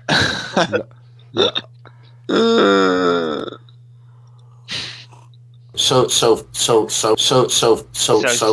facts are don't related interrupt to each me. other or connected in some way? Stop interrupting me. Hey, asshole! Let me finish. You lying piece of trash. Hey, don't talk about Peter that way. Don't interrupt me. Certain Don't facts interrupt me. Stop are interrupting related me. to each other or connected in some way. Stop interrupting me. Okay, you know what? Overtalk me again, asshole, and see what happens. Yeah. It's literally like having a conversation. Peter wasn't interrupting you. We'll set it for once and all. Okay, I'm going to expose this guy for the lying piece of trash that he is. Okay. Well, you try and do that, but he is Dutch, so that's going to be more difficult than you think. I think that last one came from the interaction that Leo had with Darth. I'm not entirely sure, but I think so. Wait, play it one more time. Oh no, please. We'll set it for once and all. Okay, I'm going to expose this guy for the lying piece of trash that he is. Nope, he didn't call me a lying piece of trash in our interaction. No. Nope. Wow. He did now. Nope. He did now. You were lucky. Yeah. Hey? Wait, hold on. He did now, Leo. Not so much as a by your leave. Really quickly, Danny. No, I don't remember the reason why I'm not letting you finish because you're fast talking. Blah, blah, blah, blah, blah. Do you remember Danny, Darth throwing any harsh insults? I don't. Oh wait, there was during that conversation between you and him. Yeah. No, but afterwards, there's that clip that I showed you, right? Mm-hmm. Where I swear, like I bet that if it's true that he's 25, that guy is definitely gay or something. It's just so crazy. Wait, who's 25? He called you an atheist. Don't you consider that? That's what he means by an insult. Yeah, he's probably. Yeah. Like you had to be 25 for that to be true. Yeah. You had to be 25? Why are you acting like a snot-nosed 16-year-old? Snot-nosed 16-year-olds. I mean, I don't know if he has much experience with snot-nosed 16-year-olds, but it sounds like he does. Sounds like he does. Darth definitely does. I think he's grooming them on his Discord server. Okay. Oh, no. I wish you didn't say that because now I have to go in there and talk about grooming. Oh, dear. Well, I'm not the only one. Hang on a minute. There was that brilliant philosopher, that 8-year-old philosopher that Darth interacted with that time. Do you remember that, Danny? I think, was that a while ago? Well, yeah, it was. His retort. I mean, Darth made, like, what do you think is the fundamental reality of all existence? Bollocks necessary. And the guy simply came back with a devastating philosophical critique of eats raw spaghetti. No, I don't remember that. Oh, brilliant. It's brilliant. That makes no sense to me. Oh, well, of course it wouldn't. Simon, That's because you're not an 8-year-old. Simon, you wouldn't have a link to that, right? It's probably on DGH's channel. Who? Dawkins' Greatest Hits. Yeah. Dawkins, yeah. So now I have to watch hundreds of hours of video to find Yeah, of course. Yeah. Well, there's only That one. helps. I think it's probably on Tom's channel as well, to be honest with you. So I'm sure you're subbed to Tom Rabbit. That's Tom Rabbit, yeah. I'm subbed to Tom Rabbit, but I haven't seen anything about. Is it in the title, an 8-year-old? It's probably like a 13-year-old or something, because it was his brother that he was debating, and the 8-year-old was the brother in the background, just saying very, very relevant objections to Darth's points. Now I have to go look for it. I need to hear that. I need that in my life. It's good. It's a real good one. Eat raw spaghetti. I'll never forget it. Simus, can I have you say eat raw spaghetti one more time? Okay. Eat raw spaghetti. There we go. Did everybody hear how Spaghetti. fucking British that was? Spaghetti! Yeah, you have to have a glottal stop in that. Simus, would you like me to grab you a bottle of water? A what? A bottle of water. Yeah, a bottle of water. A bottle of water. Ah, I see. A bottle of water.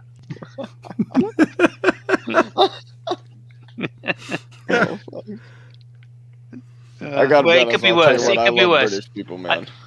It could be worse. I go in Tom's and they ask me to do Michael Caine impressions. So. Are you good at Michael Caine impressions or what? Not really. No, I mean, I'm English, so I guess the answer is yes in that respect. But, no, I mean, I can do it. Well, I can't do it now because I'm not in the mood. But yeah, I can do a Michael Caine impression. I don't think there's an Englishman alive that couldn't. Oh, Secular Mum is asking me to swear. I don't think I can do that. Say wanker. Yeah, on, Simon, keep in mind that it is Space fairly Channel. easy to do a Michael Caine impression when there's only Americans in the room. That's true. That is true. See, it's true. Doesn't mean I'm going to do it, but there you go. Water. Oh dear. Everyone's gone silent. Silence. Yeah, I'm in a silly mood because I've got my second jab coming up Monday. Your second what? Oh, your second second ouchie. Yeah, and I'm a little bit, tetchy about it. You know what I mean? Because people have been saying the second one's worse than the first one. So Leo, suck it up, grow up, Harold. Leo. It's easy for a 25-year-old to say. Well, how old are you? Leo, double your Simon age. couldn't get that. At least double your age. I always forget that you are. I really do. I really do. Okay. Fuck off, Mr. 30-year-old. You're done. Sorry, go on, Peter. I interrupted you again. How old are you? Yeah. How old are you? Old enough to be your father. Old enough to be your fucking father. Why are you acting like a snot-nosed 16-year-old? That was in the. I mean, guys, you must obviously Danny linked it at some point, but the Darwin's Greatest Hits is fucking hilarious. Make sure let me link that in the private. Yeah, chat. please do, Danny. It's hilarious. I'm old enough to be your fucking father. Wait, so Leo, when did you talk to Darth? About a month or so ago. Was that live? Yes, it was. On this very channel. On this channel. Oh my god! Yeah. No, I totally missed that. I can link you. It's on Leo's. It's on Leo's channel too, which is the comprised version. So you don't have to go look for a timestamp. Oh, thank you. No, what was that? What was that about? Like, why would you do that? Because he came into the room because Otangelo told him that we were talking about him. Oh, well, yeah. Enough said. What do y'all think about Otangelo's? When I talked to him, he came into the room because, and this is a quote from Darth himself, I was picking on Otangelo. What? Oh, Tangelo. Who doesn't love picking on Otangelo, though? Oh, Tangelo. And I wasn't picking on Otangelo. Well, then he fucking banned you too. Even Otangelo said that I wasn't picking on him, but Darth made the decision that I was picking on him. So I needed to be attacked. Yeah, well, there we go. It means it's subjectively correct that you were picking on Otangelo. Darth is so anti-bullying. And I'm pissed off because he keeps mispronouncing my name. He keeps calling me Peter Drucker. Okay. Wow. So I'll have to antagonize him a little bit. Yeah, I'll have to antagonize him a little bit more, which might happen with the new series that I'm going to do with Otangelo. Yeah, at least he doesn't call you Simon's arsehole. Did he call you that? Well, no, he doesn't say Simos. He just says arsehole, to be fair. Hey, asshole, let me finish, you lying piece of trash. Yeah, it's similar. But I take real pride in it though, because this was like maybe 3 years ago, probably, so somewhere around there. And back then, he wasn't nearly as offensive as he is now. So I take real pride in the fact that I got him to, be that offensive that early in his YouTube career. That's a notch on your belt. It is, yeah. It's a notch. I mean, I'm one of the few people, I think, in the community that have got both Matt Bell and Darth Dawkins to rage quit. Oh. And probably in the same hangout or close to, anyway. Yeah, it's a bit difficult to get in the hangout with Bell anymore, for some reason. That's true. That is true. That is true. But nonetheless, I don't think he's allowed a computer for what he did. Yeah, he probably is. You know, it's been a little while now, so he's probably like found Jesus again and is getting redemption and forgiveness from everybody around. Who knows? I just got back. Are we talking about a particular Scottishman? We are talking about the kiddie fiddling Scottishman. Yes. Yeah, and in the place where he is now, it would be preferable for him to find where the soap is just in time. Yeah, I'm not going to say anything, but yeah. I mean, you have to admire is the wrong word. He did something so heinous that it wasn't on the law books. Yeah, it wasn't even on the law books. Wait, what? Mm. Yeah, I don't know the story either. Oh, really? What okay, story? Well, briefly. What are we talking about? Very briefly. Tell the goddamn story. He was the first person in the UK to get done for grooming over the internet. Who? This guy, the Scottish guy we're talking about. Wasn't he live streaming? Wasn't he live streaming child sex abuse? No. Okay, so was it? No, well, I don't know if live streaming is the right word. Grooming isn't the right word either, though. He was paying people who went out and got children to perform sexual acts on the children on camera for him to watch. Holy shit! Wait, so he had children doing sexy stuff with other children? It was in the Philippines. No, adults. I think that's what one of the big things. I think he didn't get that much time, right? I think that was because it was in the Philippines, wasn't it? 9 years, I think he got. Yeah, that's not that much time. Who the hell was that? It wasn't on the book. He had to get like a lesser charge. Yeah. Speed is here, yeah. Who was that you were talking about just now? Matt Bell. Matt Bell. Shit. Well, who the fuck is Matt Bell?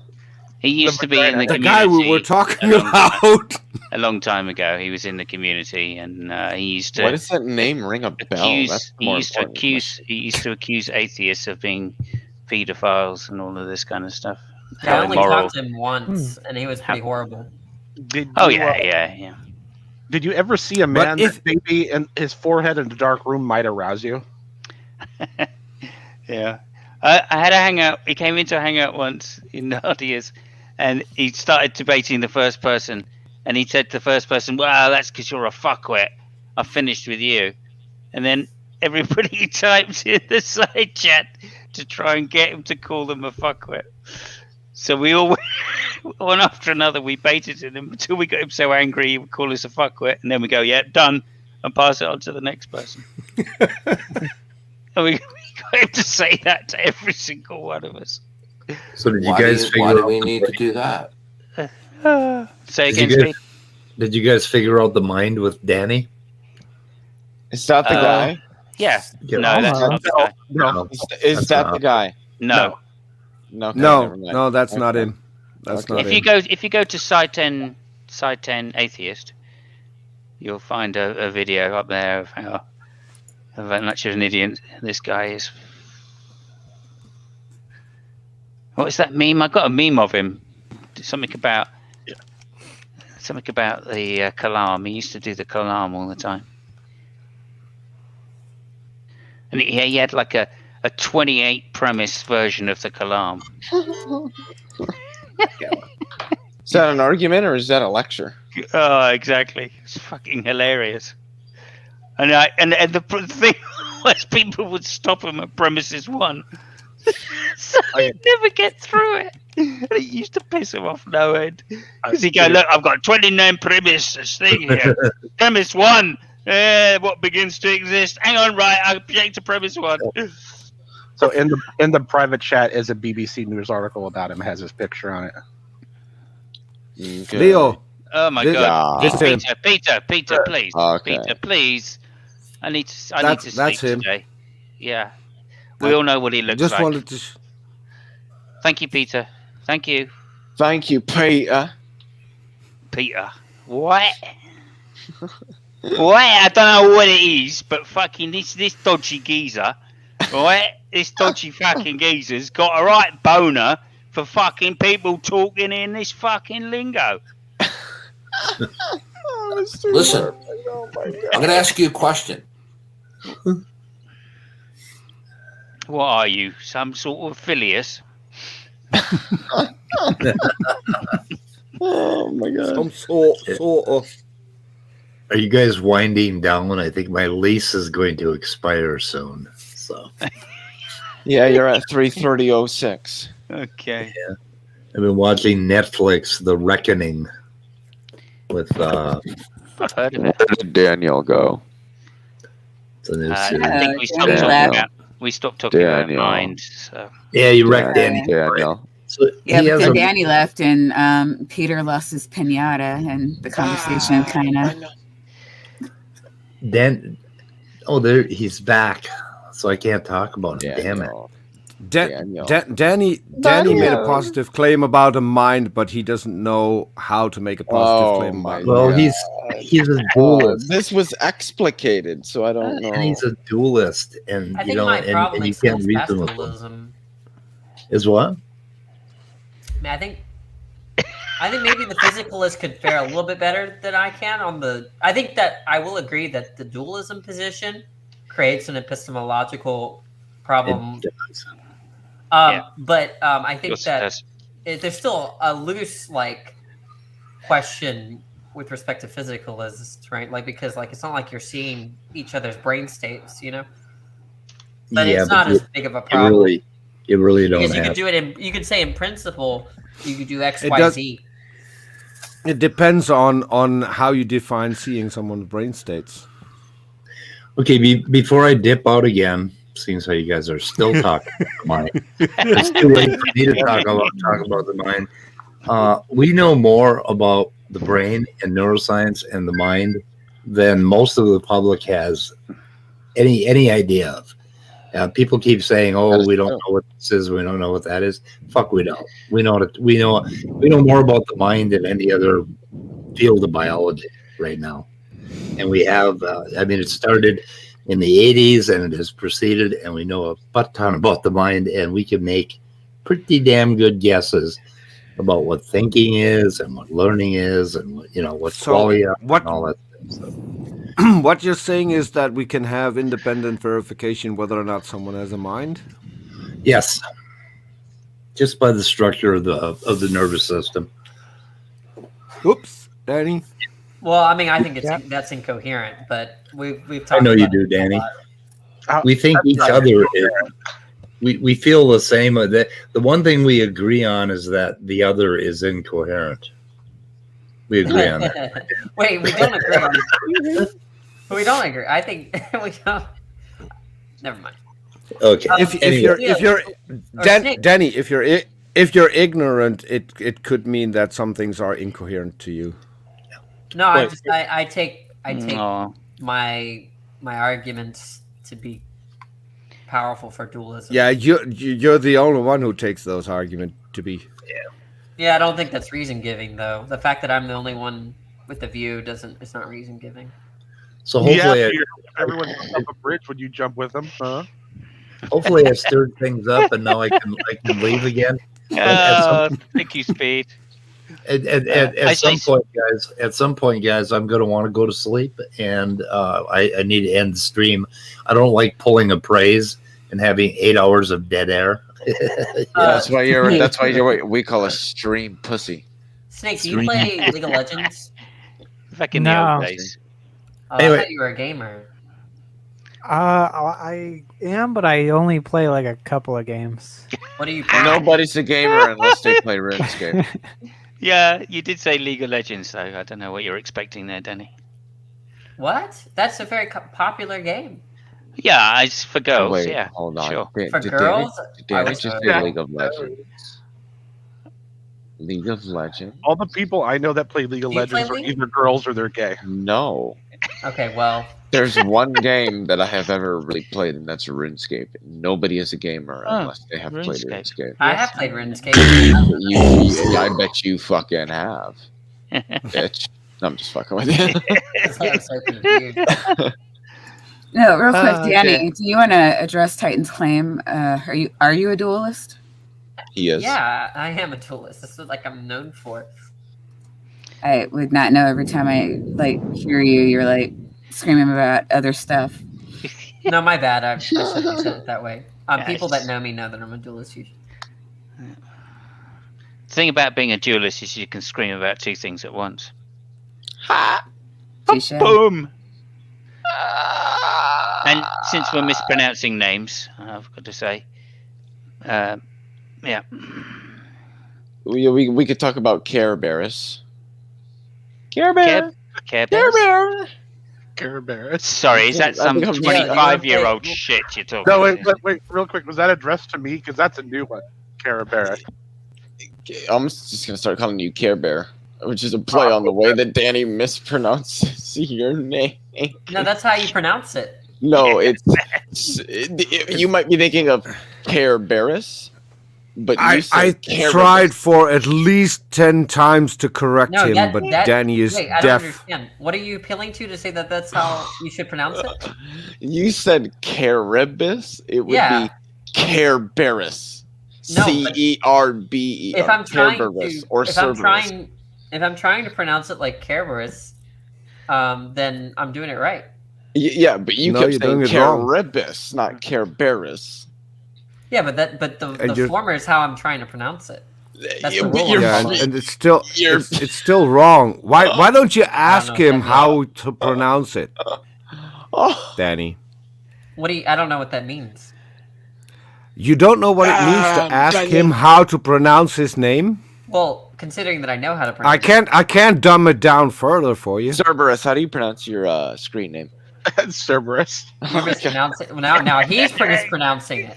It can be Kerberos, but No, not it's Kerberos. In English, it's always Cerberus. The way that Danny pronounces it is Kerberos. If you pronounce it in Greek, it's Kerberos. Danny's wrong. It isn't even spelled Caribus. Yeah, that's the thing.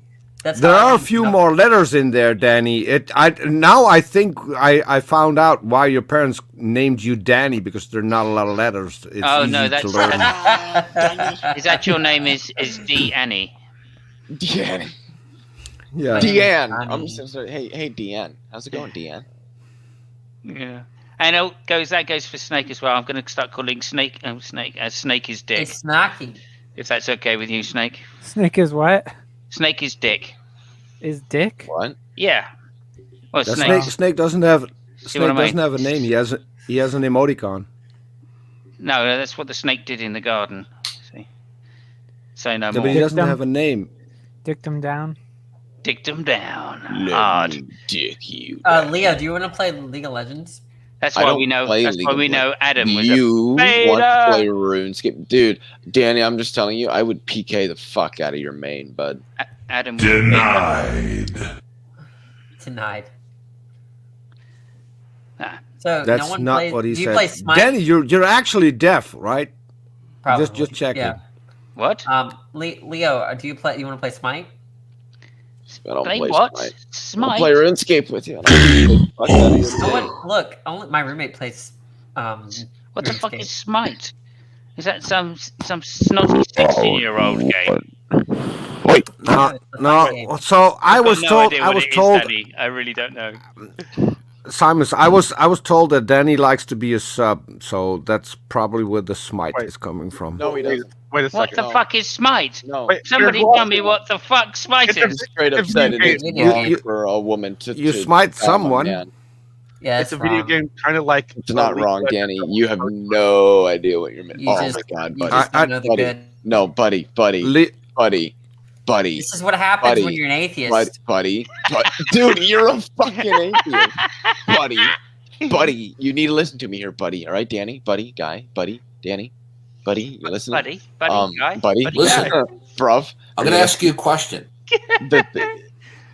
All you need to do is just let a woman dom the fuck out of you. Just let her do her thing, and you will There should be laws understand. against it. Okay, so I can't help but to notice, and I don't know what they were thinking wait, about the sodomy law. They should have been can't let laws it against go. that. I can't let it go. You refer to your wife as your roommate. Sorry, what? Not too long ago, you said your roommate. Yeah. Or did you just refer to your wife as your roommate? No, I have 2 other roommates. Okay. Are they doms? Are they what? Are they doms? Do they peg? No. What percentage of your day is spent inside leather? That's what I want to know. These days not How much of the time are you being tied up? Wait, no, hold up. No, I'm sorry, guys, and I really hope I'm not probing too deep. Danny, are you implying that you've like? Danny, have you ever? No, hold on, Danny. Have It's not possible for you not to hold on. Wait a minute. Wait a minute. I don't think in Dan's case you can probe deep enough. Very, very important question to ask. Danny, have you ever been put in a harness? Yeah. Nothing wrong with that. Yeah, I've been saran wrapped. I've been all sorts. I used to be really into the BDSM scene, and then I settled down. Nothing wrong with that at all. There's absolutely nothing wrong with that. I just would have never guessed that from you. Yeah, I was like raped once or twice. It was great. What? Yeah, like in New York, I was That's raped. incoherent, Danny. When you say rape, like, do you mean like rape literally, or do you mean like play Well, it was okay. Look, I guess it was technically rape, but it wasn't. I didn't get injured or anything. But yeah, I went to this guy's house. He wasn't cute, and he forced himself on me, and I felt violated and stuff. So I didn't know what to do. See, not to make light of that situation, but I had this theory I don't know how long, and everyone laughed at me like I was retarded. Guys, can we get? I need about. I'm going to get that smirk from you, Leo, and I'm going to use that online. No. I need about 30 seconds of silence here. I'm not even being funny. Hold on. Okay, wow. I'm over it though. That was a while ago. Daddy is a survivor. No, but it wasn't that. I mean, I don't even know. I don't know what he was thinking. I want to know Leo's thoughts. He wasn't. Wait, Leo doesn't want to talk about being raped. I want to know Leo's thoughts because he's got this smirk on his face. Something had to happen in his mind. So this isn't a smirk. This is my face. If I process. No, I saw it. I saw you smirk. I haven't smirked. I can assure you that. I just want to know your thoughts on what happened when you were holding your hands in front of your face. Those thoughts.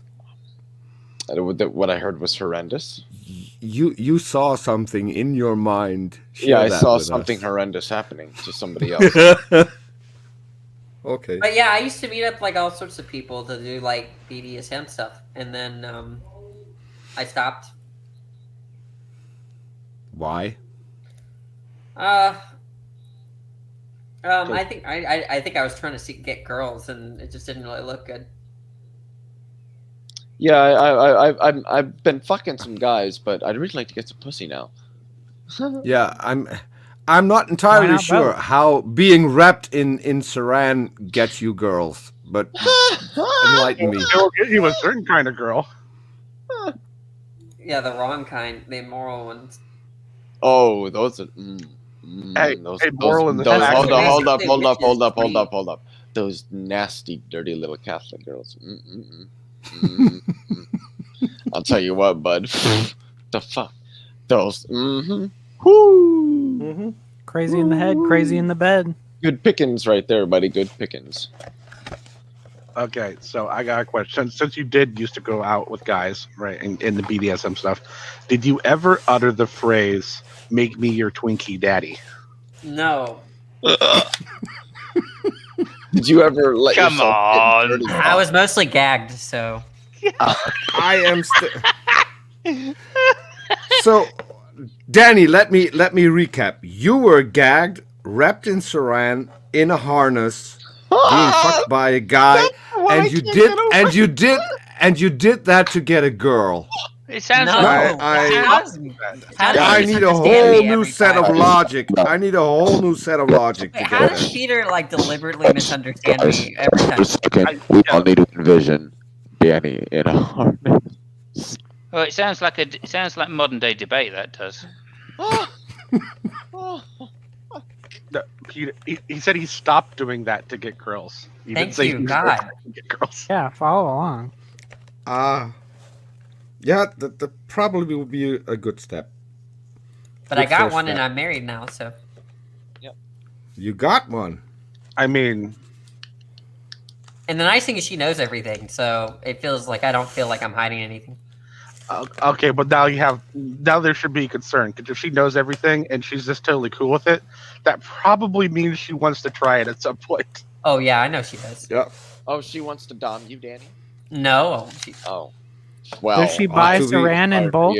If you To be can honest, look at Ian's comments, so I know that okay. To be entirely honest, anyone who knows Danny would be thinking about getting a ball gag at some point. Okay, wait a second. Okay, I'm going to say right now, I'm not going to look for it. I'm not going to ask for it. But if somehow your address this falls across my eyes in some weird happenstance, you will get the largest strap-on they make. It's mailed to you. The Big Jim? I don't know what it's called. Whatever it is. Big Jim. The Big Jim. Yeah. Y'all should respect my that religious thick, belief. that long, thick motherfucker. Yeah, the Big Jim. Oh my goodness! Thank you for making me laugh, guys. I do appreciate that. I'm not going. I just need to stop laughing, so I thought I'd interject and point out. You're still laughing? I am still laughing. Yeah, it is funny to me because I mean, you know, as a straight cis white male, this stuff does tickle my fancy. I remember walking into a club once, this sex club. Did you just say tickles your pencil? Back in the 80s, and there were these guys. I think you did. Yeah, so there was just a room full of guys fucking each other, basically. And Okay. the thing was, the band I was in was a funk band, and so everybody else, their culture was completely dead set against it, right? Just completely dead set against it. And the funny thing for me was, I looked in, realized what kind of room it was, and went, okay, yeah, there's some pretty experimental guys in there. And then watching my bandmates walk past one by one and go, oh my God, and just freak out completely because it was going on. That's some funny shit right there to watch people's reactions. I'm trying to imagine a funk song that would be good to fuck to. I can't come up with one. It seems kind of clashy to me. I don't know. Lucky number 7, maybe. Try that one. I'm just like, why would they pick a club where they play funk? Oh no, we were doing a festival gig, and some guy was there, said, come back to my club, ... in the middle of Leeds, you know. So we went, yeah, all right, you know, after the gig. Lots of drugs and stuff. You know what sucks is that my school stopped paying coronavirus leave. Let's say, so it was 2 weeks ago, and then I got coronavirus a week ago. You did? And now I have coronavirus. Dude, now. man, Who you still need to gets open up corona? more. You've got all these things that have happened to you, and I'm just now fucking finding out about them? Wow. Wow. Okay. Oh, it's not a big deal. No. I see how It it is. doesn't sound like it. Have you had any shots at all? I mean, I just take rape to be the aim to get consent. So he wasn't successful. So Wait, hold on. All right, I think that was something about there. But sorry, aim of rape Danny, is consent. did you not have any? He just Did wasn't you not have a successful. vaccination shot, Danny? I mean, you teach. I missed my appointment Oh right, okay. because of You speed. Actually, missed. Really? yeah, I got in a debate with speed. You and I let actually this missed my vaccine appointment. motherfucker. And you think that's immoral? Do you? You think that's moral? Well, I don't. I blame speed. Do you think blaming speed is moral? Actually, I'm not Yeah. even joking. I'm not blaming Speed, but like I actually missed my vaccine appointment because I was talking to Speed. Yep, that was my plan all along. I planned it. So, guys, what kind of a weird turn did my stream take? Do y'all mind if I get this publicly and go in the back room? Somebody said something about a weird turn. I'm guessing with Danny and Leo in the fucking room. Wait, let me lay this out for you real quick, Speed. I want you to imagine this. No, please, God, no. A BDSM house with Danny in it. No, wait. So a kind of skinny, pretty gay 20-year-old wrapped in saran wrap inside a swing, telling his dog daddy to make him a Twinkie. Okay, we're going. Stuff me with your. We're going off air. And we're not going off air for that reason, people. Let me just say that. Oh fuck! I'm done. I'm sorry, Danny. I'm sorry. But yeah, Okay. I'm gonna miss all these days of school, and I'm not gonna get paid for it, but it's okay. And he goes off like we never even said anything. I'll just have to scan like my usually when I get desperate like this, I just scan everything on Walmart, every other item on Walmart, and that typically makes up for it. Sorry, what about Walmart? There's this trick that I learned that you can just scan every other item, and then you save a lot of money. Oh my god! Okay, that's a bad trick, Danny. Interesting. What is Walmart? I would highly recommend it. Cheap trick. Can anybody tell me what Walmart is? He means Walmart or something. That's like the worst thing about being a teacher is I don't want to be anyone's stupid role model, but like. But you're going to be. Got to make ends meet, I suppose. I have to pretend to be like Speed or something, and like I don't know, like talk deep when I don't know. And buy ends. Naughty. I just bounced him. Okay, I'm gonna go on dead, guys. Well, we're gonna go in the back room, and you're all welcome to sit and talk, but we're gonna end the stream for the night. Okay. Said my name is Fred. The live portion of the show is over, boys and girls. We are going undead. Goodbye, cruel world. Goodbye.